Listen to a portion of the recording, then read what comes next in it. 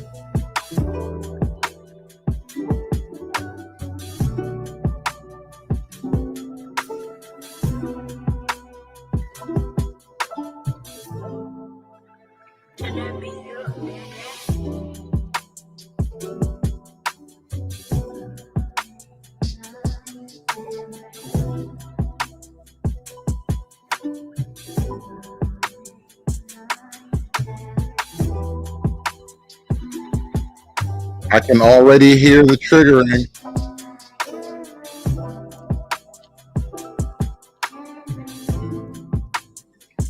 I can hear it already. The triggering is happening. I was gonna do a completely different show. I had smoke with a completely different Josh today, but we might have to put that on the back burner. Steven Crowder dropped a Change My Mind video, and I just know this is gonna go viral around the Chitlin circuit. This is gonna tear through the black community like Indians and smallpox, bro. I just feel it. Steven Crowder is reigniting some drama, some months-old drama. I'm here for it. I'm here for it. You're here for it. We are all here together for the bullshit. And maybe,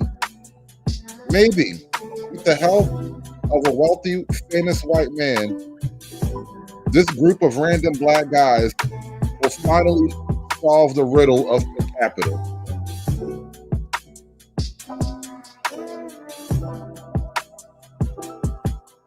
I think per capita, it's almost become like the riddle of steel for a lot of black folk. It's like this one mythical question that motivates lives and sets people off on adventures and journeys to faraway, unheard of lands and regions. We really do have to solve the riddle of per capita if we actually want to move forward at all. The riddle of per capita, I feel the riddle holds my people back. The riddle of per capita, it's like the bane of black folks' existence. And I haven't really previewed this at all. Like, I literally woke up from a nap and I said, holy shit, this just dropped today. And then I said, you know what? Let's fire up the good old talking box thing here. And let's see how this plays out. You have young white people who are getting more and more mad. I'm just telling you the truth. What they mad? And they have the guns. They're mad because this thing. Here's why. They go, look, I'm 12 times more likely to be killed by a black person than you are a white person. And you go, well, that doesn't count. They go, look.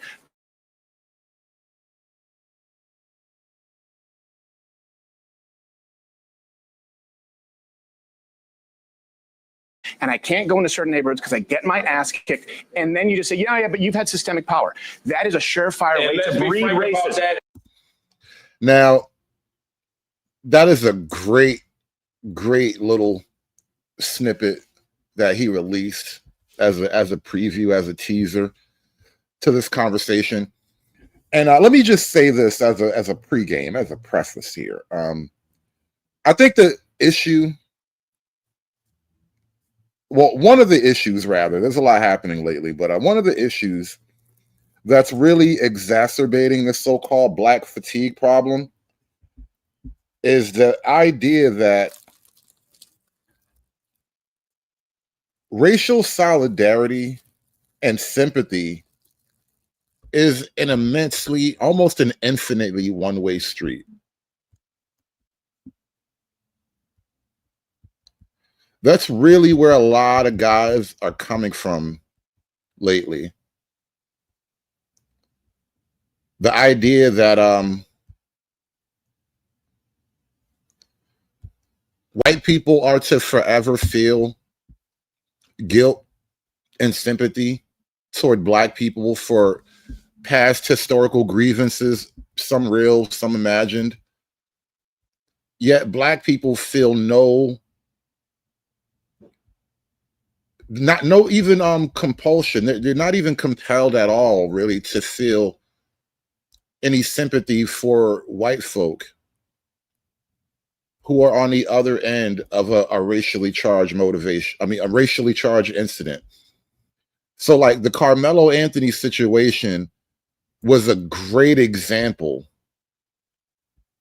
of that lopsided reality where, generally speaking, you don't get a lot of white folk on the internet slam dunking and celebrating when black kids get killed for whatever reason. But Team Black America, they immediately saw that as a type of racial victory.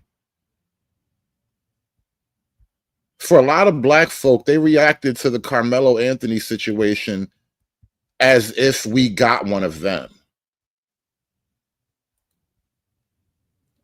And I think a lot of white folk are looking at things like that, have seen moments like that, and they're kind of they're recalculating. Let's put it that way. Calculations are being thrown out and new data is being inputted. New calculations are being worked out. And a lot of people, a lot of white folks, a lot of white men, they are doing the math and they're coming to the realization that I think these people kind of hate me. I think these people hate me and they might actually want me dead. And for a lot of white guys, it was difficult to come around to that position. Took a lot of buildup. A lot of cultural programming had to just be broken away, which in and of itself is a type of feat unto itself, to break away from your decades-long brainwashing project and to realize that there is a reality completely different from the reality that you've been told to accept.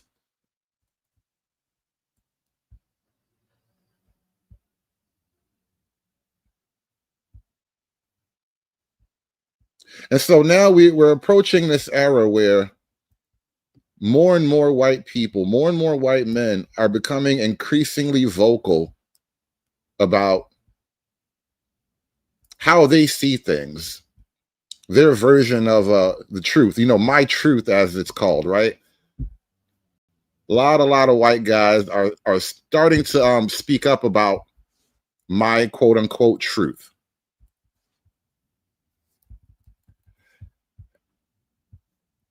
And at the very least, it's making for some really great YouTube content. Hit that like button for me, guys. We are just firing this shit up. I grew up white, okay?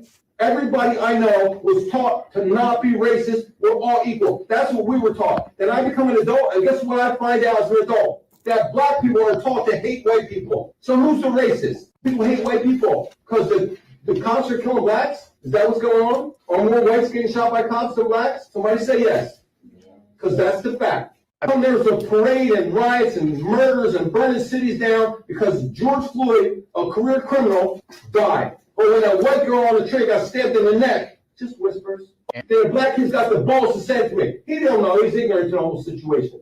I grew up white, okay? Everybody I know was taught to not be racist. We're all equal. That's what we were taught. Now, I shared this clip the other day. I'm pretty sure this guy's fired by now, but good luck to him. Good luck and Godspeed, man. It's hard teaching black kids true things, but somebody's got to do it, all right? Somebody has to tell black kids the truth about life. Somebody had to do it. I am the chosen one. Somebody had to do it. But he said the thing, he was like, my advice to white people is just don't be around blacks. Like, just move away, move to a different neighborhood where they're not there. And I remember first hearing that and going like, yo, that's fucked up, dude. Yeah. And then like the second after I went, oh, that's fucked up, I went, this is exactly what I did. That is exactly what I did. You know, I mean, I remember me and my wife were looking at the town that we ultimately moved to, and it's just like there was like a grading thing, you know, when you look at towns and they're like schools A+, like this A+, this A+, crime A+, this A+, and they go diversity D-. And I was like, cool. Like, I mean, and it's again, it's not like I don't care, but it's like those other things are important to me, and they do seem to be attached to this one, and so it's like, I think in order to kind of put this fire out, you would have to there would have to be some type of system where it's like, look, like white people are they can't be discriminated against under the law, and they can't be discriminated against in other ways either. And they have to also be allowed to say what they want to say. Then to your point, there are legitimate grievances that black people have. I mean, there is no, and this is my own bias, I guess, but much of it doing with government policy is almost everything that's handed to them from the state is absolute garbage. I would argue at this point, black people's legitimate grievance isn't like 1965 racism. I mean, black folk can make a legitimate grievance against the government today, but in my mind, it would be a completely right-wing critique. It would not be a left-wing, you know, all the white people are racist against me, the system is racist against me. Like, that shit is out the window. But you can critique the system from the right wing. Like, there's a simple argument to be made, even just about giving women welfare stops them from creating families and nuclear families, and nuclear families will actually raise the overall wealth creation in Black America, right? You could argue that from a policy level, but you can't do it as a liberal or progressive. And their schools are really bad, and you know, there's like legitimate grievances there. I also think like welfare has done enormous damage, but you kind of can't just blame all your problems on white people and racism. I mean, that actually is not really what's holding black people back in this. Why can't we just blame all of our problems on white people and racism? How would you know? Have you even tried yet? Stupid white guy think you know everything. Country. And I think we have to be honest about that if we don't want things to go in an ugly direction. Yeah, well, and you know, I would say that a lot of what occurred under wokeism, I don't think it was all bad necessarily, because I think that, you know, as I get older, I do recognize it's sort of funny. Like when I was a teenager, we were getting called racist for everything. Everything was racist, everything. And I feel like a lot of people started out saying, how's that racist? I remember used to, like you said earlier, if you called them Black and not African-American, right. In like 2012, that was a problem, or colored instead of person of color, whatever. And he'd say, I don't hate anybody for their race. I feel like people have kind of gone full circle. And now 10 years later, people are like, they actually hate non-white people and go, yeah, I'm racist. So what? And I don't know. I feel like maybe that's a mistake in a. Isn't that like a really cruel joke to play on white people? You spend all this time trying to convince white people not to be racist, and racism is wrong, and racism is like the the original moral sin of the country and all this stuff, like all these bad things because white people are racist. And now white folk wake up on, it's a brand new day. It's Monday morning. White folk are not racist and they look outside and everybody hates white people. How the fuck did that happen?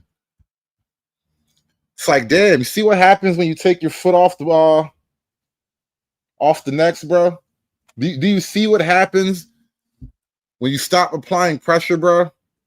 Sense. I mean, I've said I'm racist, but like actually genuinely harboring racial hatred is bad. I think it's good as a society we move past that. I think it's good as a society we move past a lot of prejudice. And I think I agree that the new consensus just needs to be, just like you said, that basic conception of fairness, equality. And it really comes down to specificity with the language. Like everyone now talks about, are you racist? Are you not racist? I say, yeah, I'm a little racist. I think everyone's a little racist. Yeah, we're all a little prejudiced and we all believe in stereotypes. And what does that even really mean? But do I believe in cruelty, hatred, violence? No. And I usually like to use those words because anyone who knows me, the number one racist, knows I'm not a cruel person. I'm not a...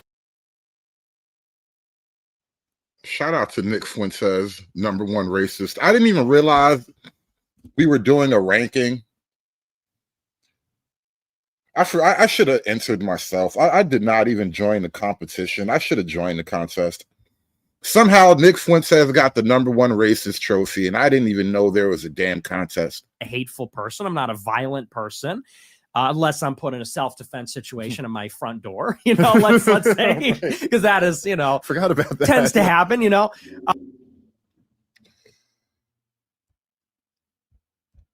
But there it is, right?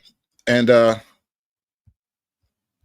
not going to waste you guys' time with an incredible amount of buildup. We're just going to jump right in the pool, man. We're just jumping straight in. It's the only way to get used to the water is to jump right in it. Have you guys heard of the term black fatigue? Mm-hmm. Yeah. You guys know what that means? Since the last time you came, that's become a thing. Yeah, I was about to say, that's just become a recent thing. And do you know what it means? I'm not sure. I'm going to ask that. White people are 12 times as likely to be killed by a black person than the other way around. I'm just going to shoot you straight. It's not even close. Where? Across the country. Ain't nobody coming after you. You know what I'm saying? Like, nobody tripping on you.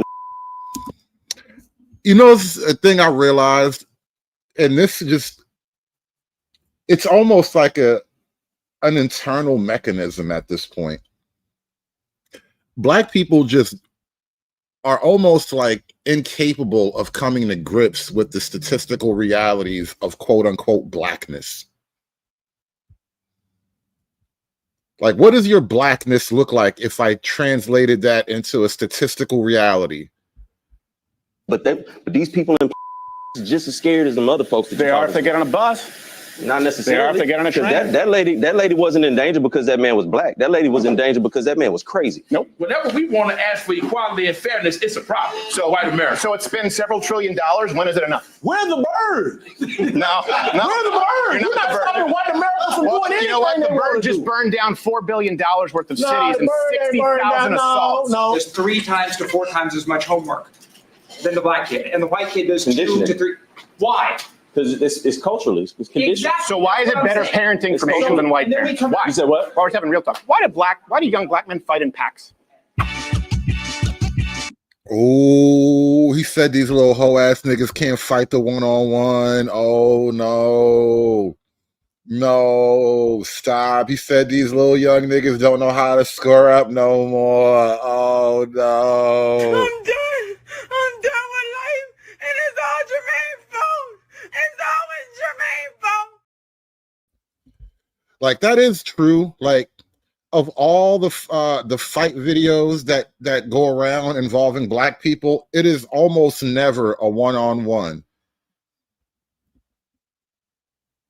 And honestly, I could get into some theories about that, but let's just put it this way. There is no honor culture in Black America.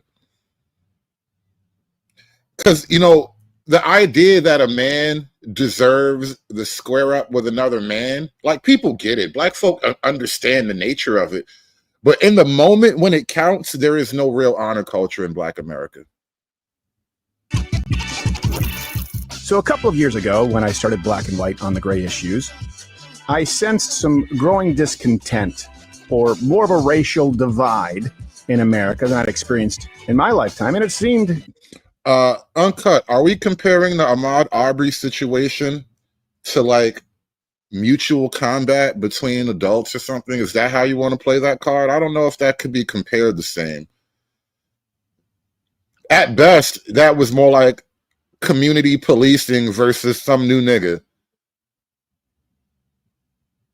But jogger lives matter, though. All joggers matter. To be egged on by legacy media.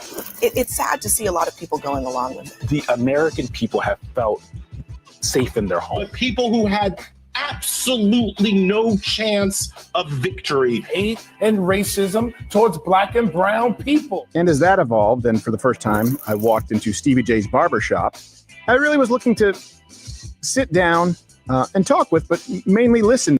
I mean, Uncut, think of the irony of the moment, right? Black folk, because Arbery came after George Floyd, right?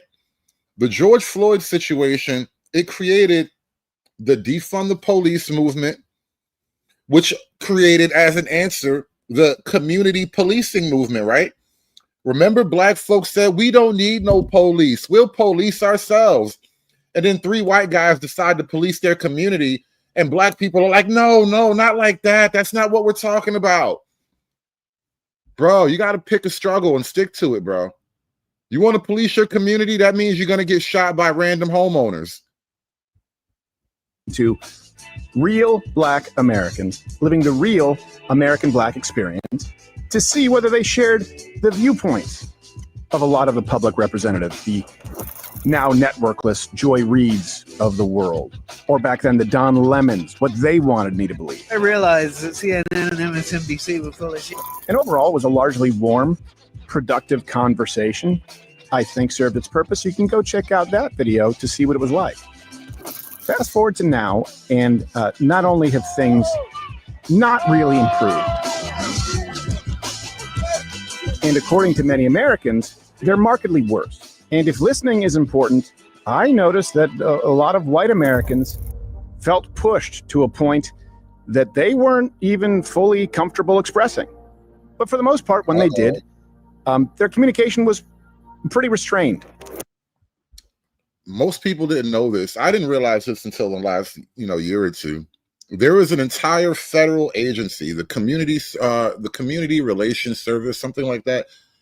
There's an entire federal department dedicated to keeping white folk from expressing their proper outrage at racially charged incidents like this right here. The Shiloh thing, the Austin Metcalf thing. And then it was dialed up to near boiling point with the recent cold-blooded murder of Irina Zarutska. The unthinkable happens. You see Brown pull out what officials say was a pocket knife. He unfolds it, then stands up behind Zarutska. What we aren't showing you is the moment where Brown then stabs Zarutska several times and walks away. And that murder taking place at the hands of a black man who was arrested at least 14 times and released largely in the name of racial justice. See, black folks say we can police ourselves and then we let niggas out of jail without even trying. We're just like, oops, my bad. Spurred a reaction from white Americans that, frankly, is unsurprising. And truth be told, for young white Americans, is understandable. And it would be doing America no favors to completely ignore the discontent of young white Americans who, if you listen to them, definitely will make the case that they have been vilified and asked to foot the bill for original sin or crimes that they've never committed. They owe each of us $300K. So. They owe each of us $300K. You realize that dangling these large amounts of money in the minds of unsophisticated people is effectively creating a type of addiction? Take a person with an IQ below 85 and then you constantly tell them that these people who hate you also owe you money, a large amount of money, an impossible amount of money. These people owe you an amount of money that you could never generate in your actual life. And your IQ is below 85. You just totally broken a person at that point. You have effectively crippled that person at that point. I don't care how they get the money. That's not my problem. I just want my money. A debt is owed.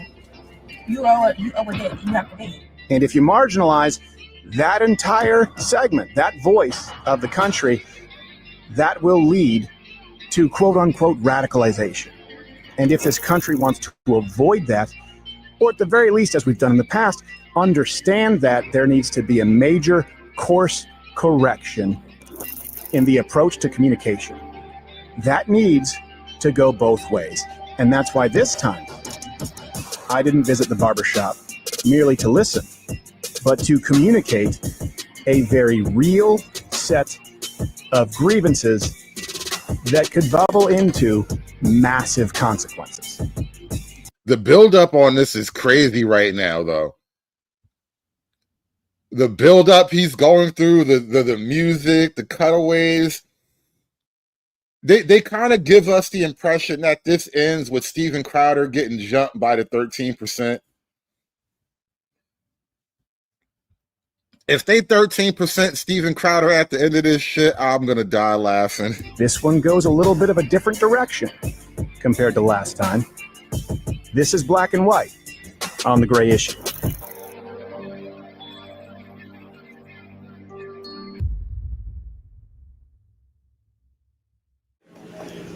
And that's Stevie right there, the blue shirt. Blue shirt? Oh, Yes. Steven. I met Cedric. I think I scared him. I think he was. Hey, Doing all right? Yeah, man. How you doing? Good to see you. I need it. You guys all have your beards nice and right. I've never learned how to do this shit. It's because people come here. Yeah. Oh, I see what it is. It's a power move. You have me sitting lower. Can we? Yeah, so we can all look down on you. No, thanks. Well, they said you guys got some people coming in here after the last one. Yeah, a couple people came They just through. felt like, I think this is a place where white and black people have conversations. So it was. The barbershop is definitely not a place where white and black people have conversations. You're more likely to find white people in the ghetto at 3 o'clock in the morning than you will find white people in a barbershop at 4 p.m. in the afternoon. In all of my years of haircuts and shape ups and hell, even getting my hair braided when I used to have hair, I got my hair done in a salon a couple of times because this bitch is braiding hair in the back of the barbershop. Never ever see white people there. Multicultural barbershops exist now. Listen, I remember I come from an era where a white man would look my mom square dead in the eye and tell her flat out, I don't know how to cut that boy hair. I am so sorry. All right. I am that old, bro. I don't know what you new niggas do about haircuts, but I have never, ever been in a Caucasian salon ever in life. The one time it almost happened, that sweet old white man was like, ma'am, I just do not know how to cut that boy hair. I just can't. That's how old I am. So this whole new multicultural barbershop exists now. Like, look, the Mason-Dixon lines is real for me. I need a black person to actually sharpen my hairline. All right. And actually, I didn't graduate from niggas. Diversity for me is going into the Dominican barbershop. That's really where I'm at now. I don't even go to the black barbershop no more. I don't even know what niggas talk about in the black barbershop. I be in a Dominican barbershop trying not to. I just be in there listening to whatever because everybody speaks Spanish. I barely speak Spanish. I told you last time I was there, I like learned a few words by osmosis and shit. That's the thing I like about the Dominican shop. I don't actually have to talk to none of these niggas. That is like the best part about going to get my hair cut by the Dominicans. I just be like, hey, Poppy, just take it down real low. Give me the square right there, line up, blah, blah, blah, blah. and I don't say a word for 45 minutes. It's damn near like a vacation. It really is. I have no idea what you niggas do in the barbershop. Like, is that a white guy getting his hair cut in the black barbershop? This whole thing looks staged as fuck, man. Anyway. Funny, the first person that came last time was he said this out of his own mouth. He was like, I'm Indian, but he had on a MAGA hat. Okay. And he walked in and was like, yeah, yo, same shit, bro. Same shit. My son go to the Dominicans. I take him to the Dominicans. Hell, last time I went to the barbershop, my dude wasn't there, so I had to use my son barber for real. The Dominicans, they just got the haircut game on lock. It's something about that straight razor, bro. Matter of fact, I'm gonna tell you a story. This is what sold me on the Dominican barbershop, yo. I swear to God, hand to the man, I have never had this treatment in my life. I went into a barbershop years ago. This is like 10 years ago, maybe longer. And it was downtown Brooklyn. That spot not even there no more. They moved away because everything is getting expensive. Everybody got chased out of downtown Brooklyn. But I walk into this barbershop, bro, and it's like a beauty salon, and then it's a barbershop together or whatever. And it's this lady. As I walk in, she like greeted me or whatever. Oh, how you doing, puppy? Da da da da. She walks me to the back. She introduces me to a barber. She's like, oh yeah, he's available right here. Because I'm new in there. I don't have a barber already. So she like greets the barber, introduces me to the barber. So I sit down, I get my hair cut. Everything is normal. I got the all my face shaved down, my goatee lined up, everything. The hairline was lined up right. And this is the part, I almost got nervous for a minute, bro. After he did all the lineup shit, the nigga laid the chair back and was like, I'll be right back, Poppy. And I look over my shoulder, the nigga put some shit in a little device. I'm like, what this nigga doing?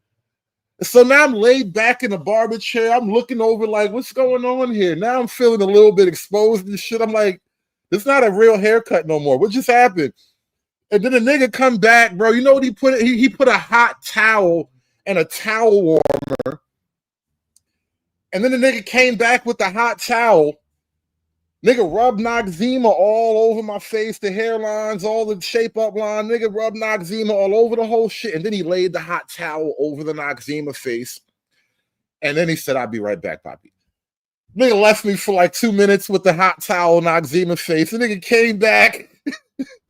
He wiped the shit off, did the whole thing. And then he whipped out the straight razor. Like, I'm like, oh shit, this nigga is a ninja. This nigga whipped out the razor like a magic trick. Like, I'm like, what the fuck? The nigga took the hot towel shit, wiped off all the Noxzema, gave me the sharpest laser cut lineup I've ever had in my life. I swear to God. And then the saddest part about the whole thing is about a month later, they moved. And they were like, I wasn't trying to walk 2 miles to go to their new location. But the niggas got me fucking, the niggas had me open on haircuts. I had no idea a haircut could be this nice, bro. I did. I walked out that bitch, took a long drag on a Newport. Fucking Dominicans, bro, I tell you. I walked out the barbershop. I didn't even take a step. I just lit a cigarette, just stood there for a second, bro. That shit was so dope. As I said, after that, I don't even know what niggas do in the barbershop no more, bro. Like, hey, saw you guys on Crowder. Can I get a cut here? Yeah, I guess so, man. Come on. Did you have your hand on your piece? You're like, I don't know. If you come, nah, because he didn't come. He didn't come like that. He didn't have the backpack and the ski mask on. Yeah, he didn't have that on. Was he nice? Was he good? It's cool. Yeah. What do you guys think, like, when you see someone with a MAGA hat? Because I know we were kind of talking about that last time. Oh, shout out to St. Nick's. St. Nick's with the 5-ball. He says he want a multicultural barbershop, join the military. But there are only 2 styles, high and tight or all off. You know what? When that old white guy was telling my mom he didn't know how to cut black hair, we were on the PX, bro. We were on the PX. That was a PX barbershop. It's a different time. We weren't as multicultural back in like 1993 or whatever. It depends on how they present themselves. To me, yeah, for me. Well, okay, so like, what would present themselves in a way that would be like decent versus piece of shit? Yeah, some people carry that air of superiority. Yeah. And if you present that to me, I'm very conscious of that. If you present that to me, I'm gonna respond appropriately. Yeah. That's just me personally. What would be like an air of superiority? Like just like certain things you say in conversation, and and like you said, just in the physical nature of these chairs. Well, in conversation, you can physically go up and down and put yourself above or beneath. So Black folk have a lot of invisible triggers. So many invisible triggers. It's like walking through a snowy forest full of landmines. When people do that kind of stuff. Yeah, it's funny that you mentioned that, because I actually, when I do the change my minds and sit with people, I actually kind of slump my shoulders and deliberately kind of make myself smaller, just to not, it's like, what is it, the crab that has the red under its claws is showing danger. So I don't wear red, because apparently that signifies poison. But yeah, no, there's all these body language experts now. Black folk are nervous about red for a completely different reason. Watching TV, and I'd be like, this seems like horse shit. Like, he looks to the left, so you can tell he's lying. Yeah, some of it is horse. It's like, no, I saw him on camera. He killed his girlfriend with a butter dish. I don't give a shit what he says. He took too long to say that answer. He had to think about it. No, he's thinking about what he wants to say. Yeah. He don't just spit shit out. He wants to think about what he's saying. Last time we talked, we were kind of just, and the reason was just like, often you see in news, people just kind of siphon themselves off right into an echo chamber. And I thought it was good. We were just kind of able to see other perspectives. Where do you think the country is now? Like with that? Like, is that an open question? Or? Yeah, race relations between, because last time I wanted to get your perspective, and there's a perspective now in the white community. None of us are an ambassador for the entire community, but things have changed quite a bit the last year and a half. Temperatures have gone up. But what do you guys think? What do you think we are in the country? I'd like to chime in on that. Yeah. I'm happy you asked that question. There are a lot of social and economic dynamics at play that have certainly gone, in my opinion, in the wrong direction. I don't think that people really understand the gravity of where we're headed. We are vastly sliding into an autocratic. Why does nigga really look like Debo? Bro, he look like Debo for real. What you got on my 40 homes? Nigga talk about socioeconomics and shit. Nigga, you steal bikes. I want to hear that shit. Want to hear no socioeconomic arguments from a nigga that stole my bike? The hell out of here, Debo. Regime here. Yeah, absolutely. I'll give you several reasons. You see, in order to have, you can't have a one-dimensional approach when you're wanting to continue to lead from a global perspective. All right. What you see here today is an isolationism approach, which has never worked in the past because we don't have an understanding of geography and history. All right. And I'll just simply close by saying, I don't like I'm not gonna pick on people. Like, this isn't a him thing. It's just a correlation I noticed in my mind. On the one hand, he'll say that isolation has never worked. On the other hand, people be like, well, Africa never conquered and colonized nobody. I was like, yeah, it was isolation, never works. Huh? How about that? You got to understand something. The rest of the world is grossly infuriated with the way America has taken shape. And not only that, we're ceding all our best opportunities to China, right? Look around you in the relationships they're fostering with everybody else, which includes Canada, Mexico, and they've even gone as far down into the Latin American corridor, fortifying their bases while we're still hollering that we're the greatest. You talking about China, like in the Panama Canal? Not just the Panama Canal. Let's pivot from the Panama Canal and let's look at the long-term strategy they have now, where they just signed an agreement with Mexico to build another canal bypassing the Panama Canal. And when you look at the whole transatlantic corridor, where you got now Brazil and Canada as well as Mexico trading, and they stopping in Peru, where China has a huge presence at, circumventing completely the navigation, the use that comes with having to use Panama Canal. So we'll avoid conflict with America and just simply go around America is what's happening here. Talking about China? Absolutely. Yeah. No, I mean, I want to agree with. You know what, Freeman? I'm with you, bro. This is why I don't like to have conversations in the barbershop. It's just not going to be productive. I'm not going to enjoy it. You niggas are not, you don't want to learn anything. I'm just not really ready. This is why I like the Spanish barbershop. I can go in there and pretend not to understand nothing. And they allow me that. They give me the grace of pretending to not understand the words you people are saying, right? I like that about the Spanish barbershop. The first part, autocratic, I think China needs to be dealt with. And this is the first time we are. I'm Canadian. Well, I was raised in Canada. Canada sucks. Canada is a dog shit country. Canada, the kind of shit we're doing, right, you can't do this in Canada. If you say something too offensive or I say something too offensive, you will be jailed in Canada. Yeah. That's the thing. So I'm fine with the U.S. being the best country. I came here from Canada because, I mean, I have friends who were arrested. I had a friend, stand-up comic, was fined for telling a joke.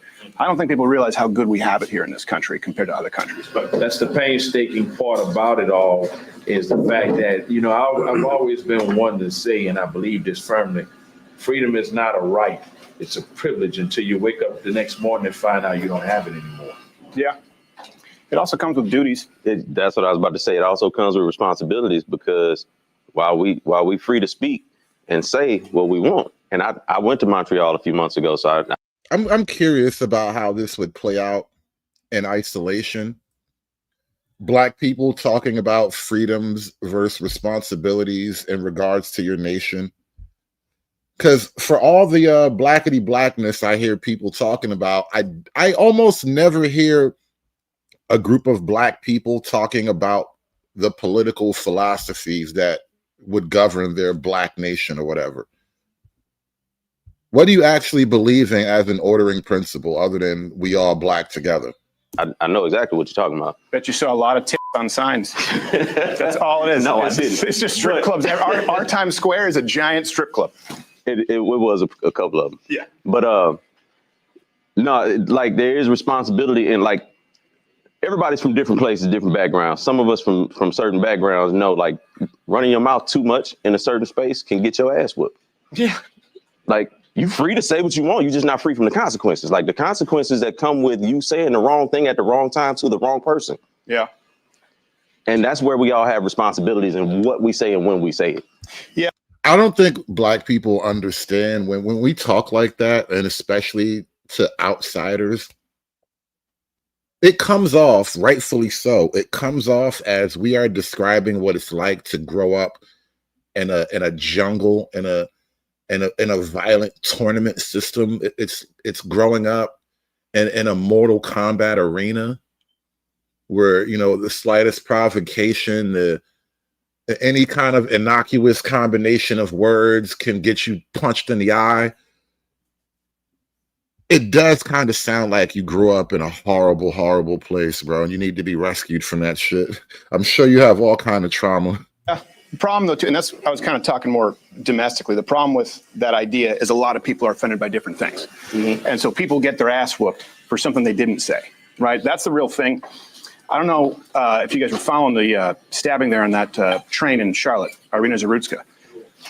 Last time I was asking where you guys thought we were, you know, as far as in the country relation. Like, you guys heard of the term black fatigue? Mm-hmm. Yeah. You guys know what that means? Since the last time you came, that's become a thing. Yeah, I was about to say that's just become a recent thing. And do you know what it means?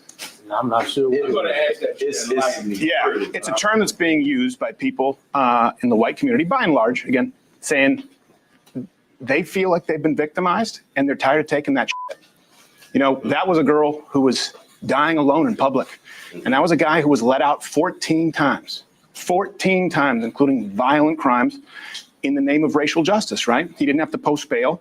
He didn't have to appear back in court. This is not the first time he's assaulted someone. How do we know that was in the interest of racial justice as opposed to just being because the judge said it. A fucked up attempt at justice, period. Yeah. Like the legal system has its flaws. Yeah. And people have been making complaints about that for decades, right? But that's just, to me, that's a mental health thing more than it's a black and white thing. I think what needs to be said about this issue is that the approach to to justice, right? this trend of softening the criminal justice system, like lessening jail time, the no bail thing, it is being done for the purpose of actually benefiting the Black community. And that's the pure racial angle of it, right? So you can't really argue that the judge released that guy all 19 times because he was a Black guy and she was doing a favor to one of the homies, right? But the policy that she's relying on, or that any judge is relying on, that would allow that situation to accumulate to 19 times, is because they were trying to actually, quote, help the Black people. Because there's way too many niggas in jail, right? Well, how do we stop so many niggas from going to jail? Well, how about we just stop sending niggas to jail no matter what they did wrong? That's them trying to help niggas. Well, I'll tell you why, because white people are saying it now. Right. Not just, white people are saying, hey, we're in the makes it a bigger thing. Well, because, you know, white people are 12 times as likely to be killed by a Black person than the other way around. I'm just going to shoot you straight. It's not even close. Where? Across the country. Where? Like not in the United States. I mean, we're not talking about Ghana. And like, yeah. Uh-oh. I feel like per capita is about to enter the conversation. Steven Crowder says, white people are more likely to be shot by Black people. And he's like, where? And Steven's like, anywhere, everywhere, right here in this barbershop. Well, I'll tell you why, because white people are saying it now. Right. Not just, white people are saying, hey, we're in the makes it a bigger thing. Well, because, you know, white people are 12 times as likely to be killed by a Black person than the other way around. I'm just going to shoot you straight. It's not even close. Where? Across the country. Where? Like not in the United States. I mean, we're not talking about Ghana. And like, yeah. What I'm saying is, in white communities, or in quote unquote so-called white communities, across the country, the rate is a Black man or person, because most murders men. There are very few female murders. 12 times. Not only that, not only are there very few female murderers, but fun fact, and we've covered this years ago, shout out to Bernard Riley, we cracked the code a couple of years back now. According to at least 1 year of FBI statistics, Black women have a higher homicide rate per 100,000 than white men. Meaning, statistically, at least for that 1 year, and likely some others, but at least for that 1 year, Black women were more homicidal than white men. And you want me to cuddle with these hoes? Nerve of these niggas. It's more likely to kill a white person the other way around. And then you look at the average amount of times that someone in this country is arrested before they're brought in for killing, charged with murder. Do you know how many times they're arrested on average before they murder? 11 times. Once again, the justice system's got its flaws, and people have been complaining about that for years. We spend more time trying to fix that than trying to complain about the white versus Black of it all. Well, I think... Hey, Beefin, I caught that too when I first played this. I'm just going to shoot you straight is a hella ironic thing to say.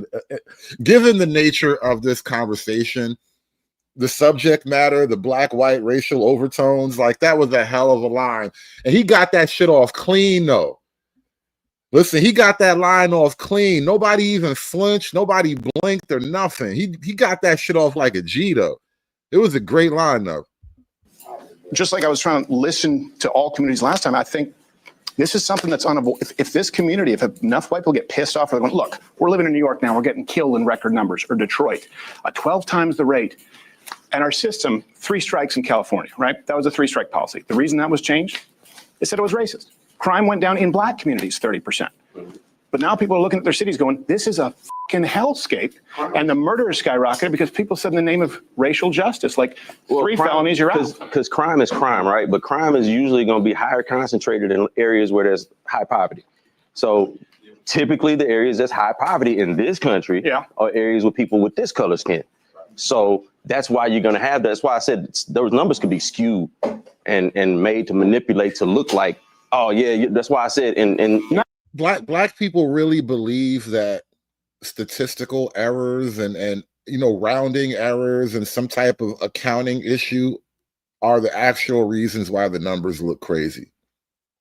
Like, we really desperately want to believe they're like gremlins in the accounting department. There are arithmetic gremlins skewing the mathematics, turning the mathematics into math. Black folk really believe that there's something magical happening in the numbers, that we just can't be as violent as the numbers say they are. These numbers got to be racisms. Not 12 times the rate. In suburban neighborhoods, white people are not in danger. And that's what this kind of fear mongering tells them, is that you're in danger because you're 12 times more likely to get killed by a black person. You live in ain't nobody coming after you. You know what I'm saying? Like, nobody tripping on you. But these people. Honestly, the simple explanation for what he's talking about, yes, white folk tend to live in white neighborhoods and black folk tend to live in black neighborhoods, and the overwhelming vast majority of black victims are at the hands of other black people. So how do you account for this gigantic spike in black on white violent crime? Two things. White people travel and niggas have cars too.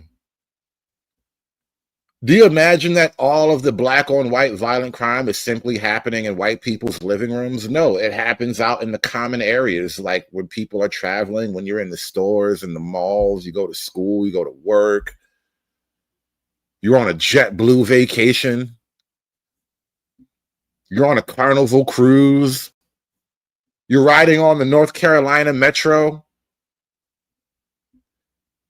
This is one of the reasons why a lot of neighborhoods will actually lobby against public transportation reaching them.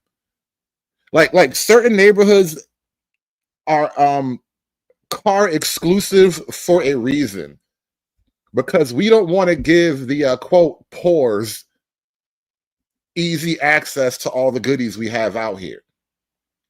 And that way, if you drive out here, you might at least encounter one of those polices that's like, so you live around here? What you doing around here, boy? That's why that happens. People are just as scared as the other folks. They are if they get on a bus. Not necessarily. They are if they get on a train. That lady wasn't in danger because that man was black. That lady was in danger because that man was crazy. Nope. That man was mentally insane. But why was he back on family members? He had his own family members call the hospital to try to get him committed. He told his sister he killed that woman because he thought she was trying to read his mind. Yep. Why was he let out though? Well, not only was he insane, but are you now going to tell me that this huge, gigantic disparity in black on white violent crime is indicative of black people being insane at high rates? Are we just that crazy? Is that what you're trying to say? It's because the niggas be crazy? Niggas do be crazy though. I ain't even gonna lie. Niggas be crazy as hell, bro. If you actually grew up in the hood, you've met crazy niggas in your life. And they just walking around regular. They look just like you. They look just like me. They could be any one of us, but they're crazy as hell. I'm telling you, man. This the reason why I be hating niggas, man. I'm telling you, man. It just be us. I be hating niggas, man. And I'm not saying it's because he's black. Yeah, I'm saying people look at it though. The judge said part of black fatigue. He's insane, right? We agree. That's not a black and white issue. He was deemed not fit to stand trial, right? Right. Now the IOU institutionalized. Right. The IOU policy, meaning you don't have to pay bail. Mm-hmm. You don't even have to stay here until you're actually convicted. You just say you'll come back. Right, which is messed up. Yeah, the judge, Teresa Stokes, black woman, said, well, this is about racial justice. We need to be softer on crime. So that's her reasoning. That's why he was out. And you can find dozens of examples. That's her misguided reasoning. And that's policy. But that's systemic, though, right? That's not representative of a whole. It's not. It's not. No, and look, we always have to say not all. Right. Like not all white people wear MAGA hats and are dumbass pieces of racist shit. But we have all been accused of racism, sexism, misogyny, homophobia. What I'm saying is black fatigue is white people going, you know what? I know I'm not racist. And I know that we're dealing with record crime, and I know that I'm more at risk. And they have negative interactions, and they're constantly told that they're not allowed to voice their fucking opinion because they're white. And if those people get pissed off, like that's where we actually could end up with some kind of, I'm telling you, I see this brewing.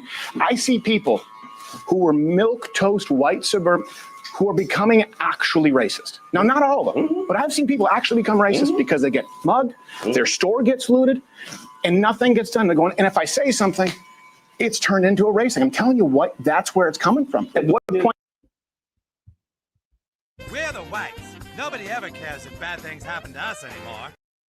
Do we have a talk and go like, okay, let's reform justice, but we have to be honest as to why it was reformed in the first place. This guy, it's not even the only one. It's every 3 days someone's being offed. Yeah, but at the same time, let's transfer that over to, I mean, there's a lot of unsafe things in this world.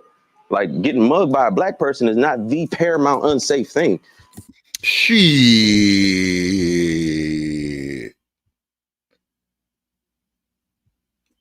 I can promise you, in a country like America, getting mugged by a black person for a lot of people is the singular most violent incident of their lives. Not everybody even survives that shit. Not everybody's gonna make it. It's not cute when they put guns in your face, bro. Give me the money. Give me the money for all that I would do. Give me the money. There's school shootings, there's road rage, there's all of that shit. Yep. And the primary people that commit a lot of those are people who don't have this skin. No. So if switch it over, if black people say, well, we getting fed up and we tired of all these school shootings and all of these road rage and all that, who do we say something to? Who hears our voice? And when does the white fatigue kick in? And when does the white fatigue kick in? Well, we've been hearing about white. That's the point, right? We've been hearing about it all our lives, about white fatigue, about systemic discrimination. But nothing's ever been done. That's the problem. What do you mean nothing's ever been done about white fatigue? Oh my God. I was on a panel just late last night because I had to get up at like 2 o'clock in the morning and work this crazy weird shift. But I'm on a panel with DJ Witch Doctor and this girl Chanel. And Chanel is like a trained social worker, therapist, mental health professional, busybody type of lady.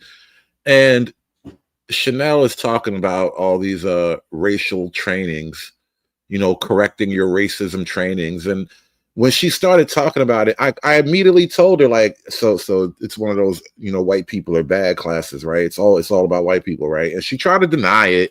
And then as she described it, it was absolutely about white people. Like, this is what they've been doing forever. They've been coming up with all these programs and gifts and little conversations, and they gave you a whole month. All right, I mean, it was 28 days, but you got a whole month, bro. Niggas done got a whole month acting like they ain't never get nothing for their shit. A whole month and a Martin Luther King Day. Has been done. That's why we've done. And the Juneteenth now, and you just got another one. And systemic justice reform that has led to more crime, right? That's the reason for no 3-strike policy. That's the reason for cashless bail. That's the reason for catch and release. The reason for it, in the wake of Black Lives Matter, George Floyd riots, Summer of Love was. Oh, right, and no bail. No bail. Never forget, the no bail policy is basically a progressive gift to black people. The entire argument for the no bail thing is to help poor black people, because apparently niggas be getting caught up and can't pay their own bail. We're going to reform crime. We're going to reform the justice system. And it's gotten worse everywhere it's been. And then when white people leave those neighborhoods, well, now it's white flight. If they come in, it's gentrification. And I'm telling you, there are a lot of people who are pissed off, and they're not going to sit down and have this conversation and be real about it. And they're going, well, what happens when someone has to keep their mouth shut about everything? Oh, shit. Bandit, I see what you did there, Bandit. I see what you did there. Can we get one day other than Father's Day? I see what you did there, Bandit. White man trying to claim sole ownership of Father's Day. That's racist, Bandit. That's how they feel. That's how they feel. I don't believe white people have to keep their mouth shut. I think white people don't speak up about a lot of the things that they do and they perpetuate that affects us negatively. That's the stuff that nobody wants to. That the issues aren't made about those things. I really respect the platform that you have, because you do have open and honest conversations. And I have to say, I don't believe that those numbers about the black people murdering white people are correct. I don't believe those numbers are correct. What if they are? What if I'm not lying to you? If you're not, then you just don't want to believe. Because here's the thing: it's an existential issue. At our core, at the deep molecular nuclear heart of our melanated blackness, it is imperative that white people be the supreme evil and we be the supreme good. it's not at least a victim, right? We may not be good objectively, but we're at least victims of white people indefinitely. And that is the core of our being. And if you were to add any facts or any realities that were to alter that simple truth, it is literally shattering your identity. Like this guy right here, he's like, damn, don't destroy my blackness, bro. Look at me. Look at all the work I put into this black shit. This big fake ass chain, this goofy ass sweater vest shit. Nigga be trying hard as hell to be black and cool, bro. You gonna sit here and tell me my numbers is messed up? Nah, bro, you can't do that to a nigga, man. Then I've been misled and I've been isolated from realistic numbers. But I know in this country, from the time that we got here and until now, there's never been hordes of black people that just go out and maraud and menace white people. Now, interactions happen and things do occur. Now, you say that, but remember when they taught you about Birth of a Nation, like the OG Birth of a Nation, and they played it at the White House, and this is allegedly the days after the Civil War and all that? Why do you want to imagine that's not close to true? Think about this for a minute, right? Releasing your slave population is no different than mass releasing a prison population.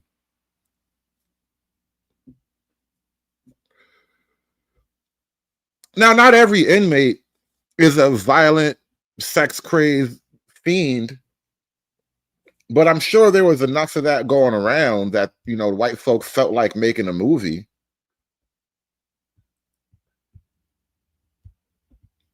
And this is just another one of those things that we just don't like to come into we don't like to come to grips with. The relationship between black and white. We've put a lot of hostility into the game on our behalf as black folk, right? It's not all just unearned racism. A lot of the racism has been earned at high cost. I'm not saying that they don't, but not by and large in number. We can't be this smaller percentage of the overall population and still have the numbers that people try to perpetuate onto us. See, black people do more harm to other black people than we do to other white people. Well, that's true. That's true. You know, so because people were close. That's true. We also have historical evidence of groups of white people attacking and chasing black people. So it's coming after. So like, when people say it's not happening now. So I'm just saying, and that's the point. Is we're at a precipice right now. That's a part of the historical condition. Well, sure, but someone today. Hold on. I wasn't finished making my point. I wasn't finished making my point. You know, when like I said, black fatigue, that's the newest mantra that's been put out into society to make people think that, okay, they tired of black people. They tired of what you said, that we can't say anything about black people. We can't do. Well, when you hold all the power, when you hold all the economic rights, when you hold all the things that make this country move, when you're in charge of those things, you know what I'm saying? Well, you know what? I put it like this. White people got the firecrackers, we got the stem. That's it. Y'all got the power. What the hell does that even mean? What the hell? White people got the... You know what I'm saying? Well, you know what? I put it like this. White people got the firecrackers, we got the stem. I'm trying. I'm struggling. How do it equivalate? That's it. Y'all got the power. The power is placed outside of the black community. We're charged with all the negative things. Those are the things that are really generally coincide with how people relate to us. The bad stuff that's go wrong with this world is the black people's fault. We the smallest part of this country. Remember that. You know what I'm saying? Beside the immigrants that come here, we have been tasked with the negative, the criminal, the immoral. That's us. God damn, bro. It is so hard for black folk to come to grips with our self-image, our projected image, not our self-image. Our self-image is apparently radically different from our projected image. So like the image that other people see when they look at us is radically different from the black self-image. And then when a person like Crowder comes along and tries to explain the difference, there's just like, no, you niggas just not, you niggas just crazy. And that's what we consider, that's white fatigue. But you know what we do? We just say, that's just how it's always been. So we don't make up words for it or terms for it. So now you have a frustrated group of white constituents that feel like, oh, we can't say anything. We have to do this. We have to do that. So you don't be deemed as that. Well, if you wasn't that in the beginning to start with, there would be no need for the reform or the feelings that you have. You can't say anything about, because you done treated us like shit for so long, and people finally stood up and said, hey, you got to stop treating us like shit. Now that you want to feel like, you know, things aren't going in the manner that you want them. Now we want the right to keep saying those things. What if your premise is completely flawed? And what I mean, like, we're having a conversation about black on white violence, which is at an incredibly high rate, especially when you compare the other way around, right? Because the argument is that white people are oppressing black people, so therefore you might expect the violence to also correlate with just a general state of oppression, but you don't see that. You see the opposite. And so now, when we're confronted with that reality, the only thing he can do is to try to have a civil rights conversation. Like, what does got to do with your civil rights, bro? by that is, if we're trying to understand it, you said you have power in all those institutions. Yes. What if, for example, you have an entire generation of people, young white men, women, who if they apply to a college or apply to a job, they don't have a grant, there's no Pell Grant, there's no type of subsidy, there's no DEI initiative. As a matter of fact, they're likely to be passed over. They hold no institutional power. And when you say black people haven't done anything, when you think of this white person, a young white person, because I'm seeing some people become radicalized and it can become a problem. Yeah. And then they see billions of dollars and riots and damages all summer long. And then they go, why is this happening? Black Lives Matter, right? So they're going to make that connection. Now they have no institutional power, but if they go into a neighborhood that's largely black, they're going to get the shit kicked out of them. And they're being blamed for something that supposedly their racist forefather did that they have nothing to do with. You think we're ever going to have unity? This is the problem. Unity, if let's say your dad's a or your grandfather's a and you walk up and you slap his teenager, you now have made that person hate you for life. And that's what I'm seeing with young, not even my generation. Younger people are going, I had nothing to do with this shit. They came up during the riots. They've come up under DEI, and they're seeing a 12-time murder rate, skyrocketing crime, and any proposals they make, not holding institutional power, shut down as racist. Now, why was DEI even instituted in the first place? Because for the majority of time that black people have been in this. I'm so sick of this DEI conversation. They should have never gave you niggas DEI. God damn it. Country and being free. We've been denied so much. Somebody somewhere had to put some things in place to provide access of some kind. If you believe that, that's fine. But you can't tell that young white kid who had nothing to do with it that he should just sit down and take it. Especially when they're getting killed.